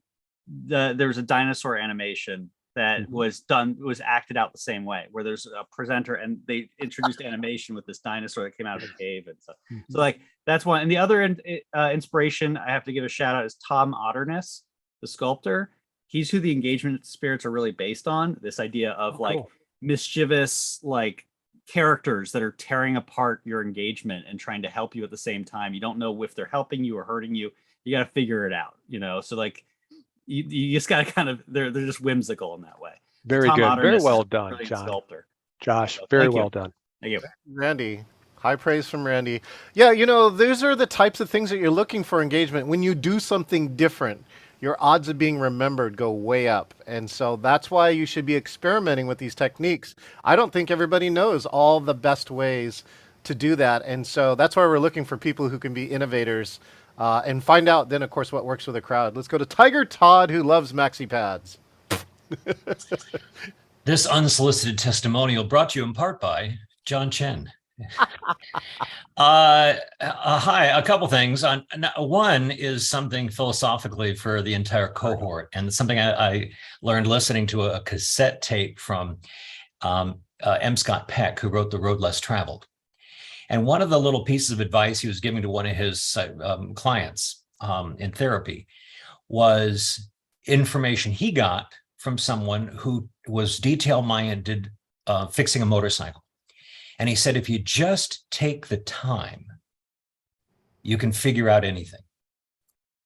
And then he had a client one day, car wouldn't start, and he just remembered that line, and he got under the dash, right, a psychotherapist, got under the dash and just took the time and followed where the brake was holding up and followed the cable and found exactly what to release so that his client could drive away. And I think that's the case with many of us when we get past a certain age. With entertaining something like OBS, is we don't just take the time. That might be 2 hours, and we think 5 minutes. If I can't get this thing working in 5 minutes, I've got 100 other things to do. And so I just wanted to lay out that one little thing planted that Scott Peck planted in my head, and that was to take the time, and you can figure out just about anything. The other is on gamification and, of course, the hero's journey, and hero's journey applied to movies. As we know, about the 85% part of every script, we have what's called the setback. And that's where we lose long-term engagement, obviously, if you're the main characters in the film, but that's also where we must return to find additional resources. And most of that is a better mentor, a deeper conversation and depth of mentor. So one of the gamification pieces I would suggest is what John has been doing all along. And he's been planting links of additional experts to keep us continuing our journey toward this engaging virtual meetings. And so I think there might be a possibility for putting that into your academy. Yeah, and yes, you can resource share, you can file share, you do all that stuff. And that's what I was saying before. I have all these Zotero groups. I started one for Training Mag Network, where it's like like I said, any resource that comes across my desk, I throw in Zotero, which is essentially a resource gathering tool so that you can do your academic work and quickly grab a citation, but you can also attach like the PDF to it. So when I'm like referencing something, I can go pull it down, find the exact quote I need really fast. But there's groups on their site that are underutilized, but you can just, you should essentially share your library that way. You can't share the actual files if it's a PDF because it's copyright, but you can share at least the citations. And it drives, so I've got, and you can put websites on there too and tools. So I have like a whole folders of just tools that you put on. So with an AI conversion, I was working with a team last summer. Then what we just did is little thought bubbles that came up. that offered additional resource. And it was like just having John Chen providing a link to something in his repertoire. Tiger, And it's like pop-up videos for learning. it's what it is. And so that I want to let you know, though, it's a key driver to engagement because as you know, whatever we call this type of scientist, Sebastian talked about elementary ideas. We're not talking about extrinsic or internal rewards. We're talking about things that are hardwired in us regardless of culture.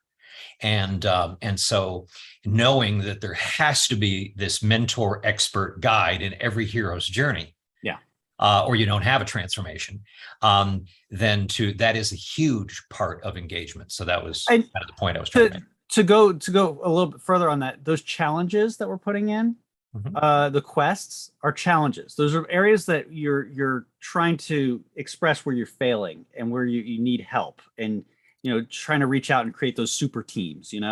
Like it's about a web quest is about collaboration to move forward, and each one of those web quests is going to be designed around the adoption framework. So give knowledge. Try to understand it, implement it, talk about your implementation and decisions so that you can, move it forward. So that's sort of that, again, the hero journey, but it's about every good superhero film. Like they go out there, they got their powers and they get beat down right off the bat. Right. And then they have to learn to, stand back up and figure out that they have to work with a team. They can't do it alone, and they need that support, and they move up. And that's kind of what we're trying to do there too. Speaking of which, Josh, let's do this. We're almost a few minutes from our next session talking about the new norm, but I would love to, check on this. I just want to see if anybody else has this coming up, right? I loved all the stick figures, but are you this kind of stick figure? This is like the disengagement spirit. Are you feeling like this? Are you the kind of person who might be sweating about running a big virtual conference like this? We'd love to share, all the different things that we know about running these. So if you're experiencing this as smooth, right, then welcome to the Engaging Virtual Meetings Conference package. Yeah, we take care of business here. We love helping people who have large conferences, and we just do it in 3 easy ways. The first one is that we help you design a conference, right? We meet with you one-on-one, look at what your requirements are, and really find ways, different ways that we can make it engaging. You can see how we've been using different parts. Some speakers, multiple breakout rooms. Sometimes, right, it's using unique presentation design. These are all things that we can really help your engagement and up-level your conference. The second one is rehearsals, right? We every person that we check, as you saw one of our tips, we look to check them and do things beforehand, as well as soon as you come in, we try and check all of our speakers before they get on stage, really to help to look for that continuity that's on here. Rehearsals, the number one things that will help you prevent a catastrophic failure. And of course, the key thing here is production. And so we produced a lot of conferences. Let's check out what a few people have said about their conferences. And as we watched and learned, we knew that we were going to need help running this virtual event. So we reached out to John Chen, who we've been working with since 2008, because what we did with John was something very unique, but it worked. Okay, well, first of all, I want to thank John Chen. I wish I had had that tutorial about a year ago when we first started using Zoom. That was outstanding. This is the time I feel at home. Finally, I'm so happy you put this together. Absolutely incredible. Phenomenal job. I can't believe how fast the last 2 days were. I can't believe it. Yeah. No, I've never seen anything like it. And I was unbelievable. Crashed talking about it. I was like, you don't even know Zoom. You don't understand Zoom. Cheers. That's right. You don't even understand Zoom. These were all business owners who had been Zooming for 2 years and thought they were Zoom fatigued. And once we saw what we could do with this, totally blown away. This is typical cost for a conference, but we'd love to have that conversation with you if you do have a conference coming up. Now, the best part about this is that we're talking about the new norm. And with the new norm, I can only tell you about this. Making your way in the world today takes everything you've got. Everything. Taking a break from all your worries sure would help a lot. Wouldn't you like to get away? Can you sing the chorus? All those nights when you've got no lights, the check is in the mail. I guess Kellen is just learning about this show. Angel hung the cat up by its tail, and your third fiance didn't show. Sometimes you wanna go where everybody knows your name, and they're always glad you came. We're always glad that you came. Well, welcome to this next session. This next session is called The New Norm. And so, you know, I would love to open this session, but I've got somebody better who can open this session for us. Here we go. Hello, John. George Wendt here, and I'd like to wish you a very happy 25th anniversary of your company. And it's not just from me, of course, it's from all your friends at Engaging Virtual Meetings. So 25 years of business and fun. And you've been doing team building around the world. You wrote 50 digital team building games in 2011, and Engaging Virtual Meetings, EVM, in 2020.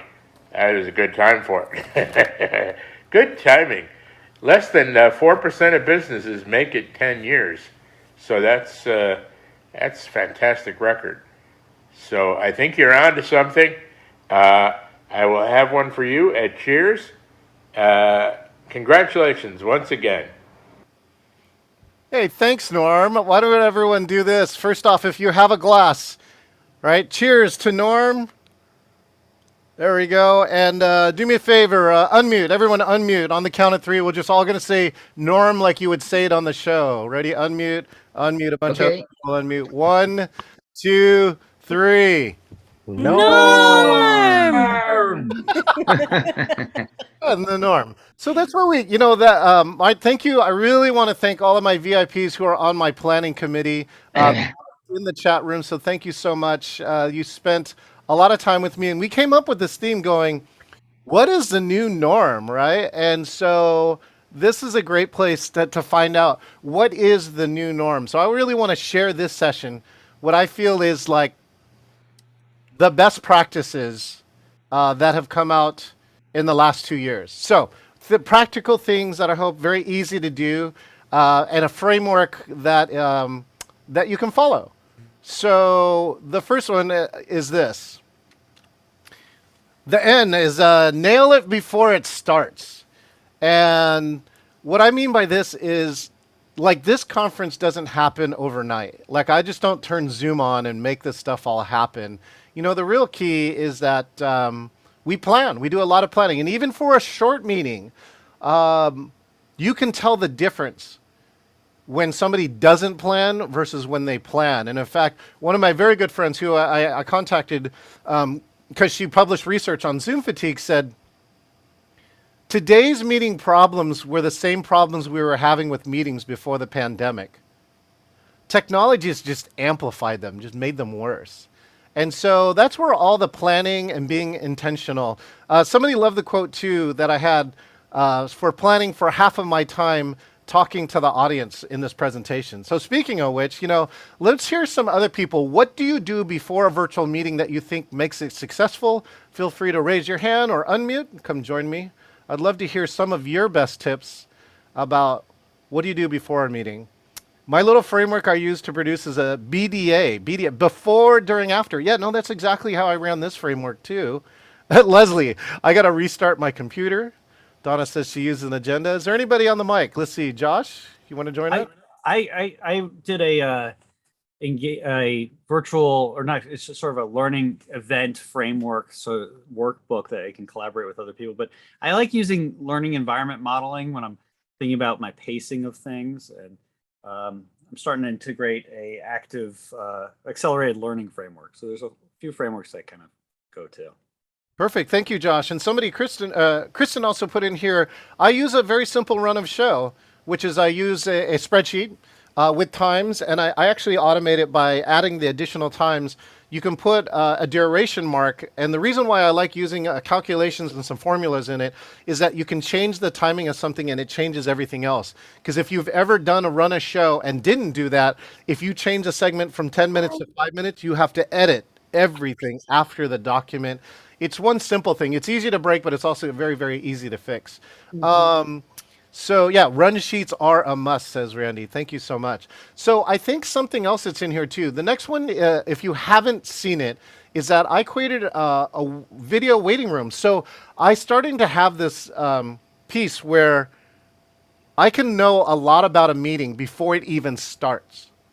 I've got some great predictors. In fact, one of my stories will come up here in just a second. I'll show you where I was able to successfully predict that a meeting was going to be a total disaster. So to show you how to do this, you go to zoom.us, your settings, right? And then click on settings. And now you'll look for something like this. And again, you can use Control F or search in any browser to find out where are my waiting room options. Number one, if you don't have it turned on, this is really useful because it means you can hold a meeting before the meeting. This is why if you know that you've showed up early here at 8:30, you're going to stay there until I think the room is ready. And that way you don't come in here and see me, fumbling around. Donna and I are like trying to fix somebody's mic or some other screen or a broken camera. That's not for you, the attendee, to see, right? That should be like if you follow the Disney model, that's off stage. So that's why it's great to have a waiting room, and I highly suggest you use it. I know it's another part of security for Zoom bombing and all sorts of other things. So the second one is click this button, right? Customize waiting room. And then once you do that, there's a third option that was added about a year ago called a video.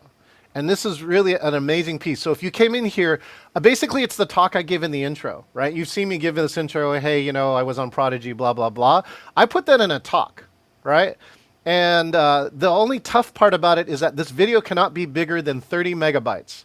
And that's not a lot. That means sometimes, like if you see my video, I had to degrade the quality of the video until it became 29.42 megabytes. Okay. Otherwise, do a shorter video. But once you get that, you can do all sorts of things. I've seen people put music in there. I've seen people change the title here to say, before you enter my virtual meeting, right, listen to this music. Or see this scene, which was it was a beautiful scene that they did for like a minute that rotated. And they said, take a moment to center yourself before you come in. So there's lots of different things that you can do with this. So you're adding value before your meeting even starts. So with that, this is what the video looks like, right? And here are my best tips with this. I have two great tips for this. Number one is caption your video because it's muted by default. So most of the time, people are not going to hit this, so that if you want your video to be understood, you should caption your video. See, but looking for me, I've been online for a long time. If you don't remember this is Prodigy. Look, there we go. And so the second tip I can tell is put a note here to learn who John Chen is. Click the speaker icon, and it's on the right, the bottom right, there's a speaker icon, so they can choose to put it. Now, some very funny stories about this is that people thought they have logged into my meeting and they've started talking to me. And then they suddenly, it's like that when you put a voicemail on and it sounds like this. Hello? Yeah. Mm-hmm. Yeah, that's great.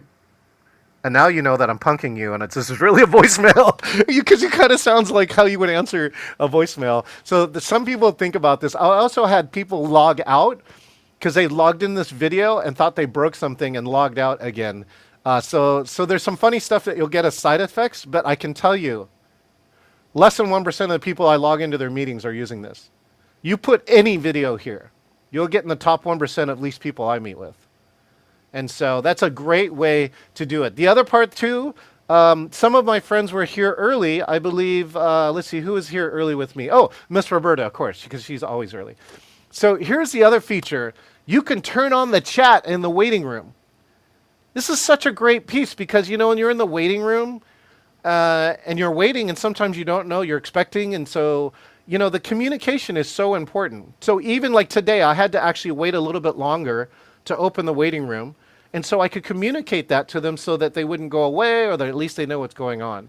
And so that, all the time, when you communicate more as the host of the meeting, you'll get more effects with it, right? And so by doing this, you get edit options, All right, and here's the checkbox: allow participants in the waiting room to reply to the hosts and the co-hosts. And this is such a cool feature. Miss Roberta, are you in the house? I think you are. Can I ask you what was like this morning?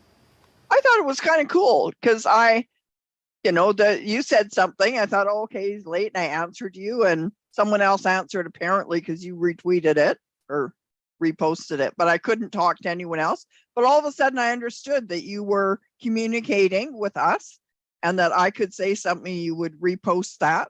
So no, it was good. It was engaging, and I felt like we were connecting with the other people, even though everyone else was silent to me. So it was not a passive thing. There was 3 things we learned. Number 1 is she can't private chat another person waiting. She can only chat back to the host. So that's, if you're trying to have a conversation, you can't have it that way. But this morning, Miss Roberta found 2 things I'm going to have to credit her for. One is she's going, well, this would be a great place to have like a pre-event, like reflection or exercise. And I said, okay, give me one. So she chatted to me, and I chatted it back to the group. And it was like, I don't remember, Miss Roberta, what was it? Like a key reflection from yesterday or something. Yeah, an aha moment from the day before or something like that. So you could do that. So there's ways that you can do this to even engage your guests, even if you're not ready, but before the time. And so again, this is long before you even got admitted into the meeting, right, Miss Roberta? Yeah, absolutely. And one of them was the idea I had was, get ready to post this in the chat when the main meeting starts. So you could plan that as part of an activity. Outstanding. Thank you, Miss Roberta. Appreciate the help. So, so that's one of the pieces here. Okay. Oh yeah. So here's the story. It's 1 minute to go for this meeting. So let's say the meeting's at 9 o'clock. And at 8:59, I click the button and I see this. Can anybody tell me like what you can surmise that's happening about this meeting? Feel free to unmute and give me some guesses. What do you think is happening or what's about to happen? Miss Roberta, you want to come back? Yep, I was going to say the host is busy doing something else, and I don't know if they're going to get here in time to start it. So I just sit and wait. Okay, somebody else. Unmute. I just had this happen today. If I can jump in, I was supposed to meet with someone at a certain time. I logged in, and then it was like, I'm waiting. And I was like, okay, I'm going to log out. Well, then I got a message and she was like, are you logging in? And I'm like, well, I logged in, but the waiting room wasn't open. So yeah.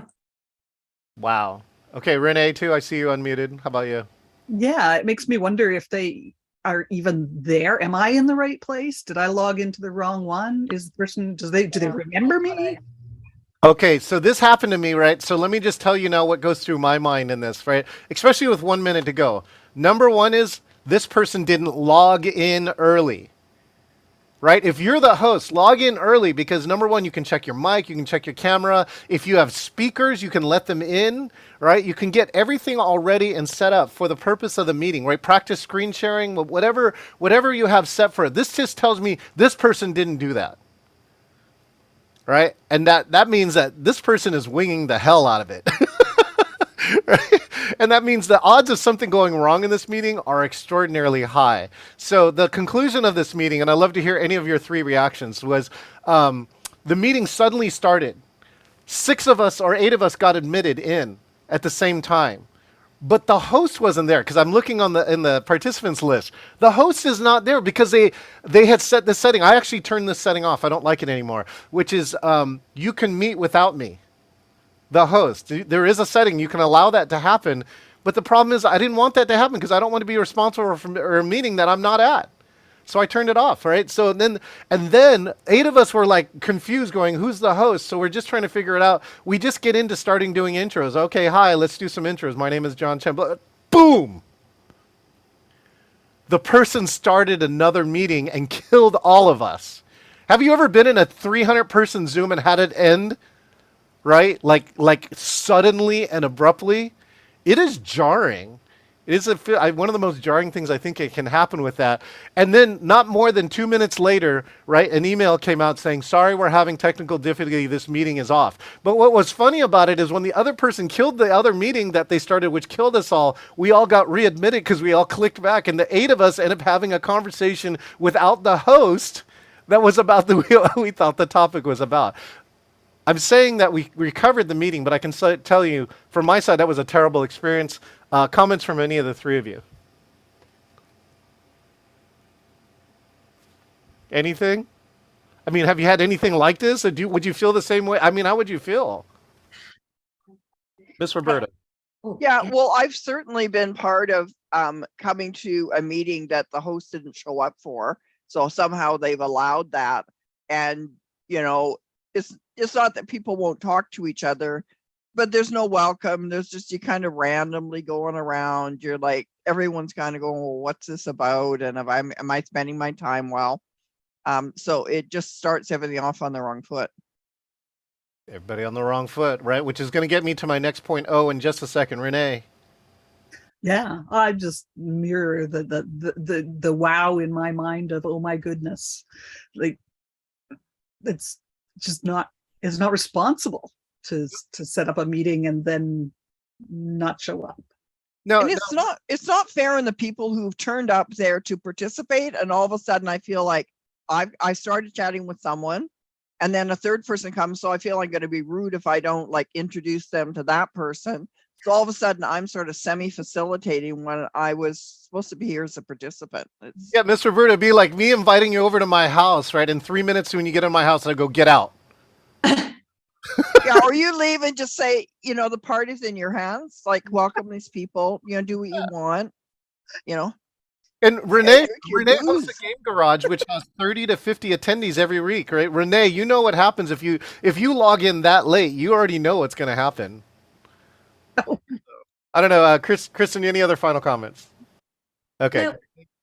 Thank you for that. Thanks for playing along. Yeah, this is your new death knell, by the way. I'm telling you. You see this. You can follow my prediction, and my prediction is this meeting is going to be a mess. Hot mess. Oh my gosh, June Riley, you have a comment here. Let me bring you in before I go on to my next point. Hi, June. How you doing? Hi. Yes, whenever I turn on my what is it? The meeting that you talked about. I have somebody in there that's a meet and greet person. Oh, okay. So, you know, like an admin, you know, somebody that's helping me that just says, hi, welcome. This is you're in the, you know, your staging area or whatever you want to call it. Yep. And then they do what Miss Rose did. Oh, perfect. And June, you know, like in our karaoke program that we have, we actually created a lobby. So if we don't know who June is, we will admit her, but immediately move her to a breakout room with Bouncer Donna in the karaoke lobby, who will ask you to turn your camera on and just introduce you to what's going on without disturbing the main room. So we've that's what we did. We did move them to a breakout room. So that's another way to do it. By having two stages, that is a way where you can actually have in-person interaction. Because when you're in a waiting room, you can't turn on their video, so you have no idea who they are. So that's one of our new Zoom bomb preventions that we've kind of perfected over the past year. Thank you so much. Let's see. Leslie also had a great side question here. If the host accidentally ends the meeting, can you recover your meeting? And the answer is kind of, which is that the host has to restart the meeting and everyone has to click the link. What is amazing about Zoom, which I think does better than most of the platforms, which is if you crash, Zoom will restart and reconnect you to the meeting and leave that meeting in place, even if you're the host. By the way, that's why you want to co-host one person, because the host will go to that co-host, right, automatically. And so that's why having multiple people. And so when we lose people in meetings, especially if they're the host, the benefit of having co-hosts is that if you're running as a team, that's another way that we've handled most thing in a conference, is that if somebody has a catastrophic failure, it doesn't fail for the conference because there are other people who just step in and can like do things until we do that. Like once I lost power, I blew a fuse in the heat wave here in Seattle. I had all my computers on plus an air conditioner, blew a fuse 3 minutes going into the meeting, of which I was producing. And then again, I had to choose to not run my air conditioner for 90 minutes. And so my room went from 71 degrees to 93 degrees by the end of the meeting. But I was able to recover the meeting and still had it go on with very little disruption. So, well, so may I just ask a question here? So you're saying if you have a co-host, but if you don't have a co-host and maybe you have a laptop, you could make yourself the co-host and as with a different email address, of course, and then that might be a way to recover. Yes, Leslie, we've always advocated for plan B, C, D, E, F, G, H, I. And so, yes, if you have an extra computer of any shape or form, like such as a laptop, log yourself into that big meeting, co-host yourself. If you die, right, you can come back. Our other thing that we tell our speakers all the time is preset the link to this meeting on your phone. Right, so you have the information, and so if you die, you can get on your phone or you can call the phone number for it. And so we've recovered multiple meetings by making sure the speaker has a fully charged phone nearby. And again, otherwise you have to reschedule all the meeting. And like, let's say there's 300 people there, your odds of rescheduling are very, very low. And the odds of giving a recording are like just like that, not good, right? You'd rather save the live experience as much as possible. So that makes sense. I also use that second computer as like a confidence monitor because Zoom doesn't have the same kind of confidence monitor that like GoToMeeting had. Yes, actually, Leslie, the correct term in AV is called a return monitor. And sometimes I have to use it because I'm producing in a specific way. And so what I'm seeing on my screen doesn't match what you as the attendee see. But if you go back to my setup, right, I have a computer over here that's running Zoom, right? And over here on this side is what you should be seeing. Over here, like if you can see my hand waving, right? I see, yeah, the speaker view, move my camera around a little bit. There you go. So it's a second computer. So it's totally separate. It's logged in a separate account, and I have it in the view, which I think the attendee should be seeing. And so if you see me glancing over to my right, I'm double checking to see what I'm producing is what should be the correct thing you should be seeing.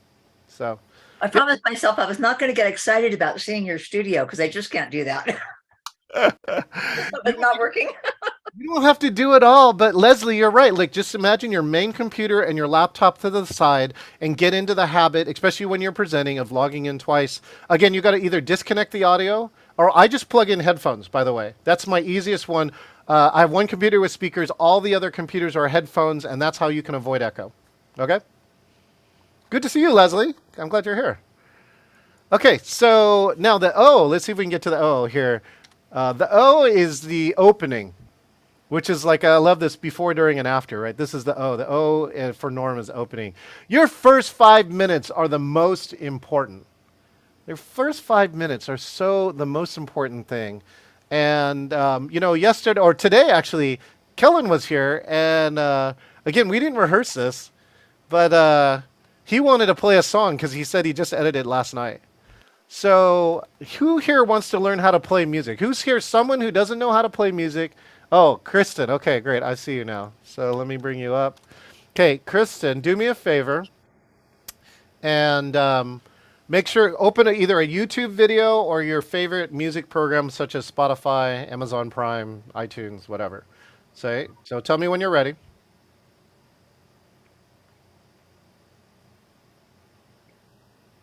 Just any song? Any song.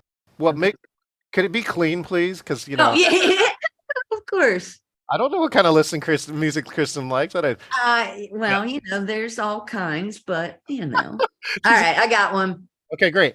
All right, turn the volume. What are you using to play the song? It's YouTube.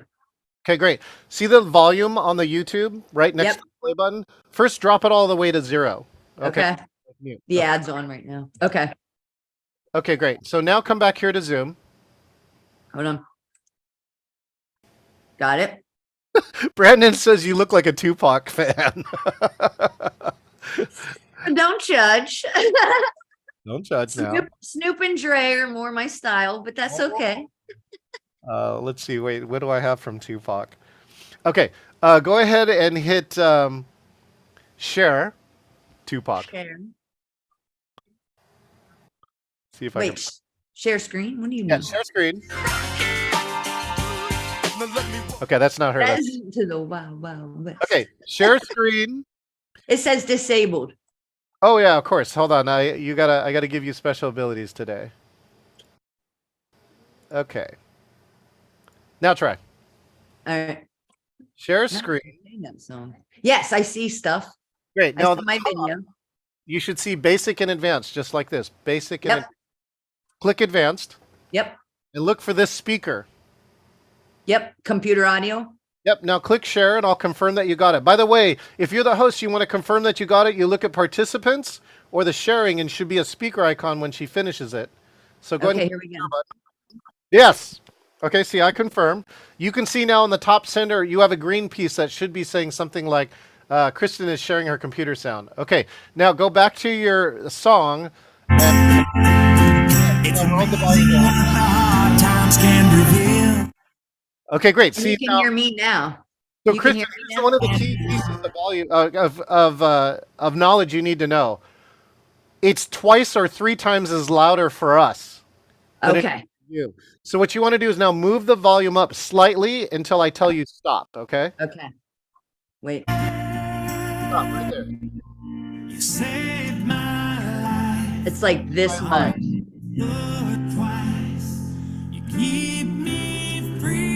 Beautiful. Okay, now Can fade you- down. So now come back down to 0. So that's Okay. all you need to do, because one of the keys here, what I love to do is play music so that you kind of get the sense of music, but that you can still talk over it, right? Exactly. And Kristen, what song did you choose? So it's called Daylight by Shinedown. It's just incredibly inspiring. Aw. So now watch. Play 10 seconds of this music, and let's here. I'm gonna go to gallery. So let me just see, 10 seconds of music. Let me open up again the gallery. It's amazing what the hard times can reveal. Like who shows up, who walks away, and who's for real. It's amazing what the hard times can reveal. Hey, down the other way. There we go.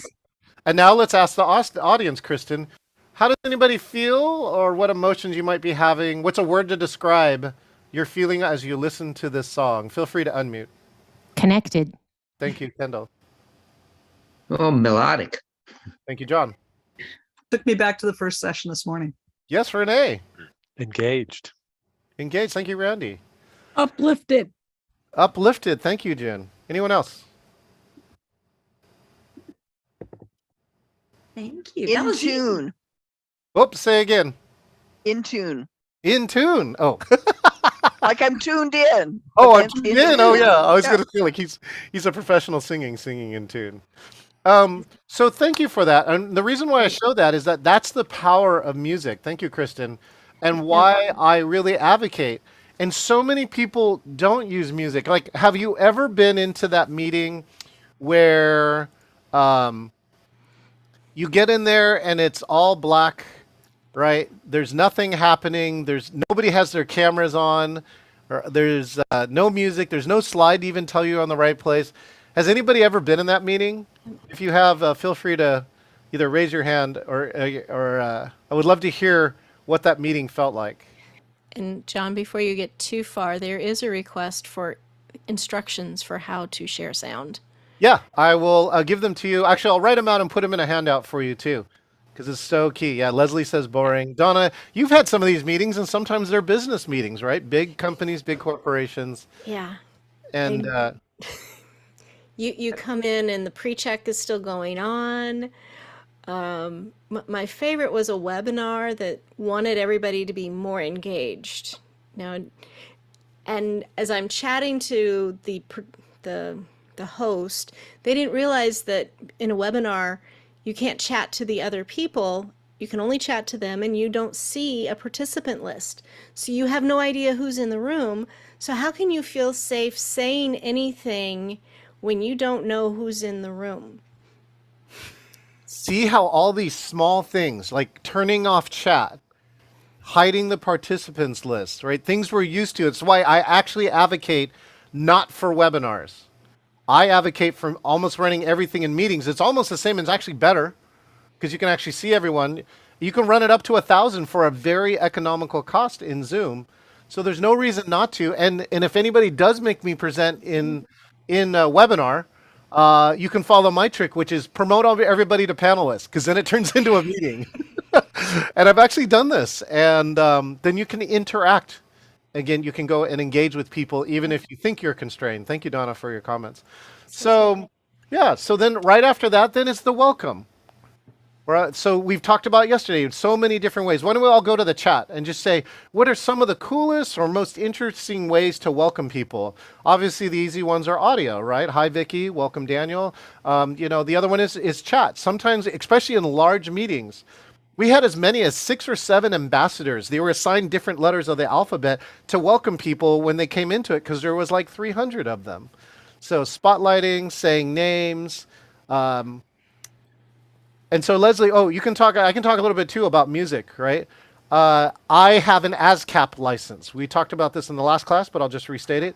I own an ASCAP license, which means that I get the right to play music in a Zoom meeting. In my live stream, I usually get blocked for all sorts of things, or they mute that part of the even though they know, they don't know I have an ASCAP license. So even though I paid for it, live streaming is a whole nother thing, and that's a whole nother seminar if you want to get into it. But I do own the right, and it doesn't cost that much. It's a couple $100, and most of the money goes to musicians. And so that's why I support it. BMI, ASCAP, and multiple other places have that. So if you want to play music, you can. There are other legalities with it, but in a small private meeting, I believe some lawyers advocate that it's like playing your own speaker. So if you have the rights to music, it's okay. In a paid meeting like this, though, you got to have a license. And again, there's a deep, dark hole of legalities that go with it. But I can tell you that I have an ASCAP license, and that what I'm doing here is benefiting musicians, of who I respect immensely, being a musician myself. So yearly subscription, Brandon, got to pay every year. So let me just tell you, I want to give you my next best tip. This is my favorite tip. This is like, when you get into the meeting, the first thing you should say is, let's just wait a few minutes for the others to join. Now, just do me a favor, chat yes if you have ever heard this in a virtual meeting. Chat yes. I have heard this in a virtual meeting. 1, 2, 3, 4, 5, 6, 7, 8, 9. See how common this is? Who invented this phrase? Right? Diana says ugh, which is the right thing. This is not my tip. My tip is don't ever say this. And I don't know where this phrase came from, but I'd like to abolish it. And let me help me why. So if I say this phrase, let's say you logged in on time and I say, let's just wait a few minutes for the others to join. What does it make you feel like or think about? Again, feel free to unmute, raise your hand. I'd love to bring you in.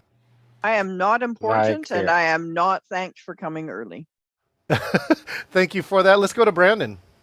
Yeah, I was gonna say it's a lack of respect for my time. And I know one of the things I always try to do is start exactly on time, because it's a way of rewarding those who came early versus punishing those who came early and waiting for others. So it's such a simple phrase, but it does exactly that. Right, Brandon? And let me tell you, I know I value everybody's online time extraordinarily high. And the reason why, Brandon, is because of Zoom fatigue. We know we have a limited number of minutes. And what I love to tell Brandon is people come with invisible timers. Like, I log into this meeting early today, I was like this, I'm ready. Okay? And it starts to go down every minute. Right? And if I speak like this you start drops down like this. But if we come back with this, if I do something unique or interesting, it will come back around. And as you can tell now too, can somebody see something unique or interesting in Brandon's background? Did you see it? Yes. Donna, can you say what it is? It was somebody that was walking by his shoulder, realized he was on camera, and then just ducked down underneath and exited. Literally just typing that to him.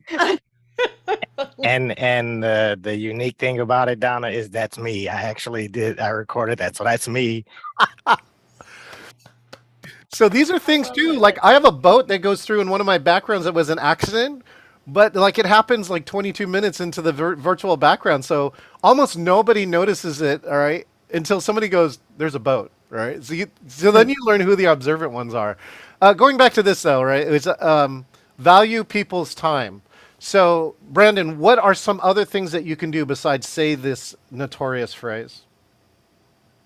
I usually try to thank people for showing up early and do some kind of engaging activity, like whether it's one of the things I'll do is there's an app called Guess the Movie where there's a picture that comes up and it's some letters at the bottom. You have to try to guess what it is. I turned it into a slideshow. So basically it just rotates and then people have to try to guess what it is and they throw in the chat what they think the movie is. And, it's kind of like they get excited about it. And then those who come in late, they're kind of at the tail end and they miss out on the fun. So what that does is kind of groom them for after breaks to get back on time because they never know what the next activity that I'm planning after the break. Yeah, FOMO. Run the FOMO. Fear of missing out. The only other thing I do in addition to what you do, Brandon, is just plain flat out add value. I'll do something. I'm like, for you who are here early, let me show you something really cool. Right? Something like that. We engage, we talk, and that actually leads me to my next point. Thank you so much, Brandon, which is this connection before content. Connection before content is so important that Peter Block, a really famous consultant, just said this, right? We got to establish a personal connection with each other before we do any work. Otherwise, it's going to go slower. And my favorite example in a library, they were just not getting any work done in the pandemic. They were all working virtually. They all had stuff to do, but it was very, very difficult, as many people found, to work virtual. But in one meeting, one of my good friends who picked up a bunch of tips, was a very early advocate, came and brought it back to her group and says, "Do you mind, can I just lead 10 minutes of the next meeting?" And during those 10 meetings, they just went around and checked in with everybody about how they're doing during the pandemic. That was it. She said they got more done in the rest of the 50 minutes of the meeting. And then she gave me the bonus. She said, and they got more done all day as a group, as a team, than they had in the last 3 weeks. So connection before content is such a key and important piece. Now let's get down to the R. So here comes the R. The R is real talk. So this is that, continue on the during, is that the real talk is, my guideline is, do the things you can only do together. So just like this, right? We're having this conversation, and I can only get this feedback with you. I can only brainstorm and learn from other techniques that I'm not going to teach by talking to you, because that gets you, in a meeting. If you're just going to present for 60 minutes, do everyone a favor. Record your 60 minutes and send it to everybody and let them watch it whenever they want to. They will love you and they will thank you. All right? You make them sit through a 60-minute meeting where you just diatribe and you don't interact with them, and then you get the same exact effect, but you get the same opposite result, which is everybody hates you, going, "Why did you do that? Why did you even buy? I don't even need to be here. I'll watch the recording next time." So, if you want engagement, engage. And so I'd love to hear other ideas, 2 or 3 ideas of people. Well, how do you engage your groups? Really unique, maybe ways that we haven't heard about. If somebody has one of those ideas about how you engage your groups, and as you can see, we've been trying to engage groups on a deeper level too. You're now starting to see some of those techniques. Who would like to share an engagement strategy or technique that they have? Again, feel free to unmute. You can raise your hand. Trying to peek through. Oh, okay, Leslie. Thank you, Leslie. Okay, so I've been accused of bribing my audience members to pay attention about what content I'm teaching by giving them a virtual e-card for Starbucks for $10 if they get the answer right. And it's been pretty fun with groups of even of 300. I won't pick the first person that responds, but I'll just, have a number in my head, maybe the 11th person or just maybe the last person that responded. So everybody gets kind of a fair shot. Gift cards work, incentives work, right? It's another way of engagement, right? That's where gamification gives rewards. Have you ever heard of the jackpot, Leslie? No, I'm interested. Okay, so I used to hang around Tony Robbins quite a bit, and he found research that talked about the jackpot. And the jackpot is if you give a disproportionate reward at random times, people will super engage. So do you want to know an example from his piece? Okay. Everybody who gets into his conference gets a ping pong ball and you write your name on it. Then on there on stage, he's got like a big ping pong thing that's got like 1,200 names in it. Now when the energy in the room gets high enough, he'll go and they call spin the wheel. And then he'll randomly pick one people out of the wheel, right? That person comes on stage. And when you spin the wheel, people have done things like won a Harley Davidson. I'm not giving away a Harley. Why not? It could be a little one. Okay. So anyway, so those are some other ideas. Leslie, let's see if we can find somebody else who's going to share some secrets with us. Who else has got an engagement idea? Like, this is what this whole conference is about. Checking for hands. Chris, Hey, John. Oh yeah, who's that? Hey, John, this is Randy. I've got one for you here too. Of course you do, Randy. I've always got something up my sleeve here, that's for sure. But when I was in the classrooms, in a classroom instructor, I used to use humor and some of those dad jokes. You know, it's all about the delivery piece of it. And I started trying to use that in the virtual world for the early folks that came there to kind of engage them. It didn't go quite so well. So I started thinking about, you know, a little competition and what have you. And what I've reverted back to is a very, very simple way to use chat. Yeah. Some very simple questions that are in there to get people, you know, kind of excited about what's going on. So, you know, it's like, tell me, we're going to have a race here. Whoever can answer in chat first is going to get rewarded with something. Okay. But here's my first question to you. So everybody get ready here real quick and feel free to play along right now if you'd like to. What letter is a human organ? What letter? Renee, an I, that's right. An I is a human organ, right? And H might not be one. So, I mean, I'm just starting to build a little bit of competition here. So I have more. Let's keep it simple. We'll just go with one letter here, just a simple letter. What letter is a bird? Jay, Renee again, Diana, John coming in there in third place, you know. All right, let's keep after this. One more, or do you want to really stretch it? We'll go to 2 letters, okay? For the Northerners here, let's try this one here. What letters, 2 letters, represents a condition of the pavement we drive on in the wintertime? 2 letters in chat. All right, Vicky, way to go. You beat them all. It truly is that icy pavement that's out there. So you can continue with these types of things, whether it's 1, 2, I mean, real simple. You don't have to be putting big, long words out there. It's not a speed typing thing. Find a couple of letters real quick. It's easy, it's fast, it's rapid fire, and it is so old.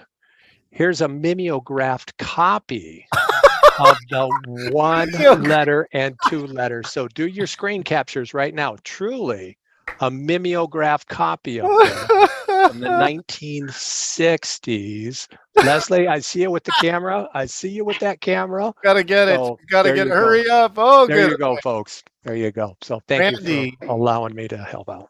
Genius. And John, I jumped in here because I wanted to say that, and I learned this from you, is the virtual rock, paper, scissors. And it's an amazing engagement thing to, it doesn't matter if you have 4 on the screen or if you have 34 on the screen, that you make eye contact with somebody on the screen and you play against them, but you can't talk. So there's no talking, it's just visual. And so if the 4 of us was playing, I might look at Randy, Randy might look at Leslie, Leslie might be looking at John, but it doesn't matter because you're the judge.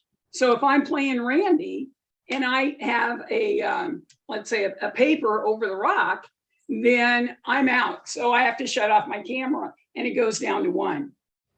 What we do with that too, Vicky, we're going to do it in the after party. Cause it wasn't until GameCon that I took a risk, right? This is one of the points I've been trying to tell people is experiment.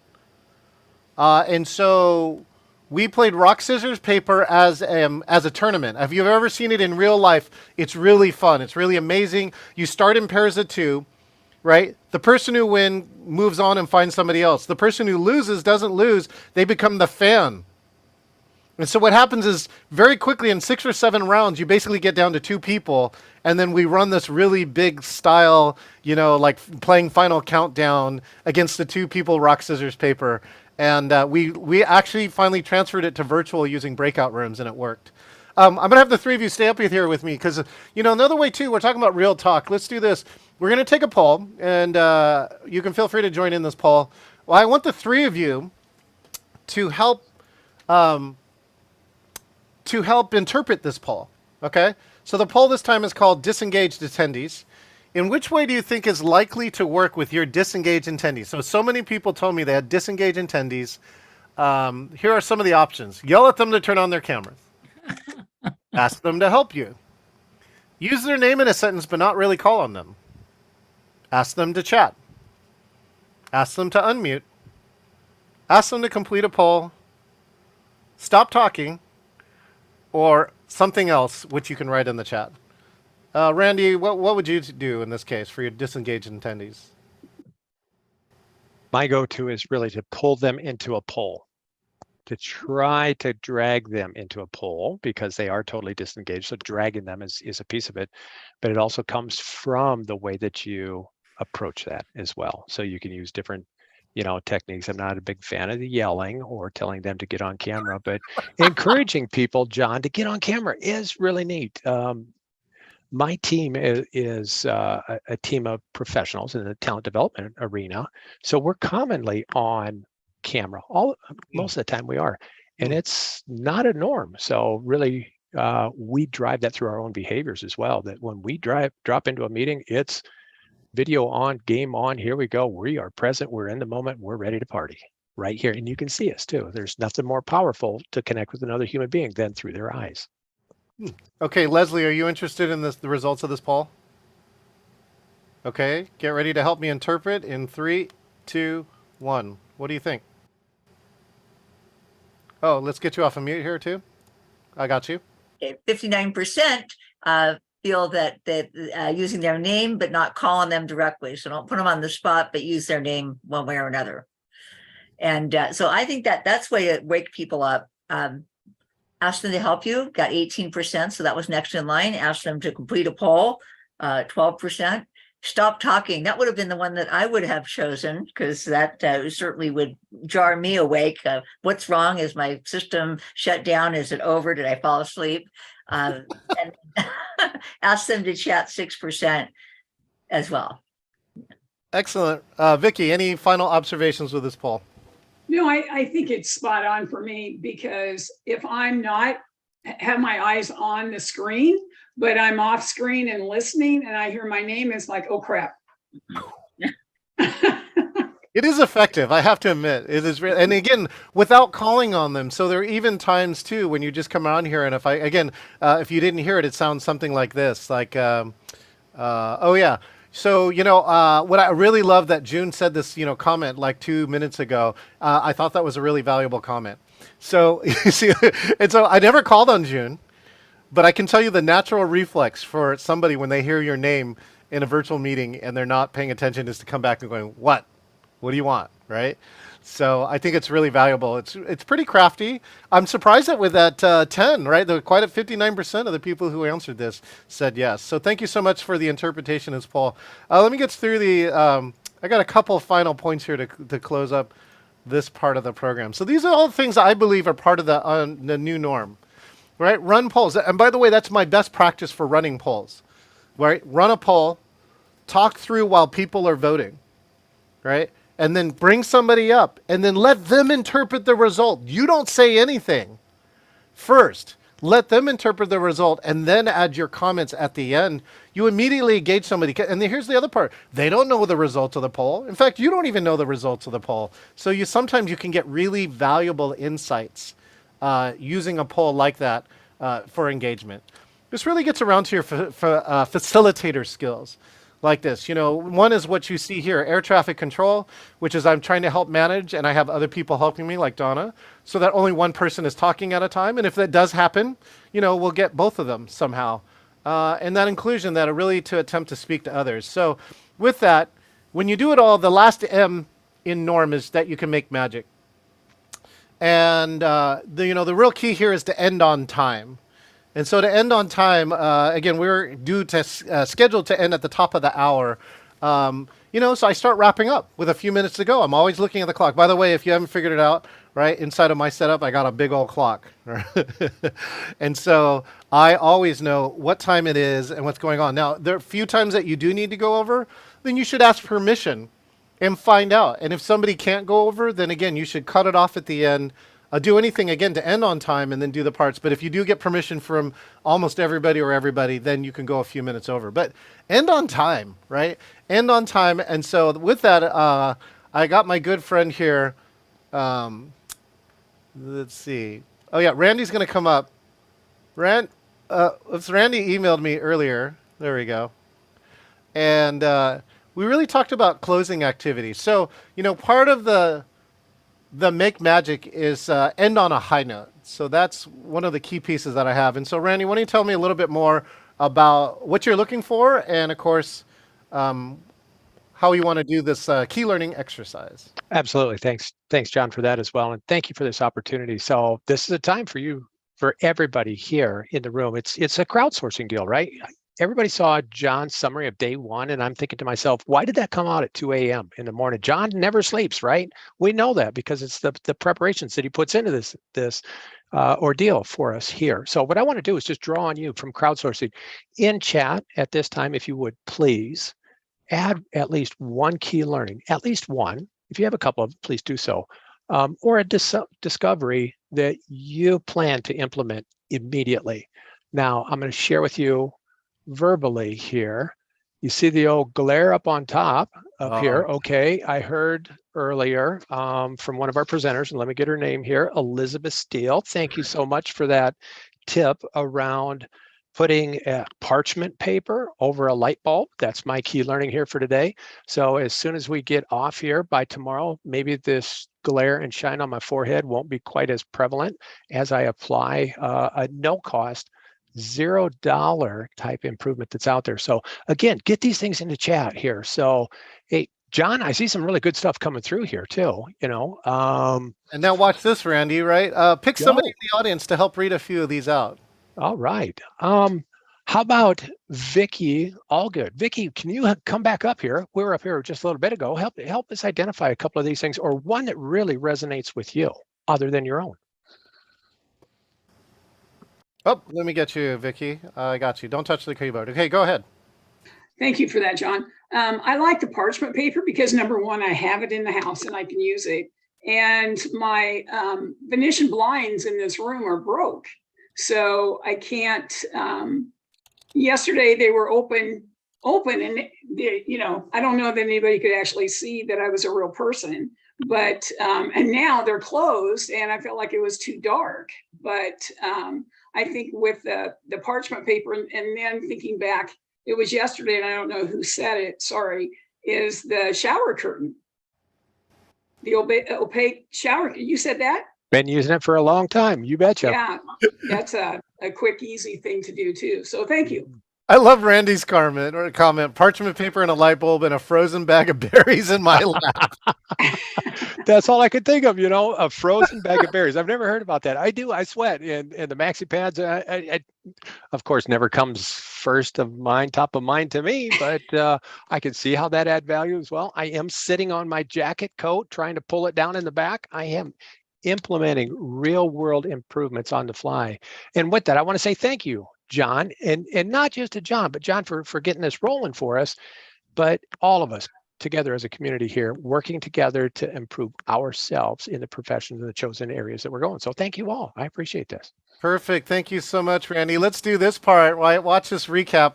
I'm going to recap and we're going to do something end on a high note. Number one, of course, our good friend Norm is here. Let's see if you remember what the four letters stand for. So feel free to unmute. What does the end in Norm stand for?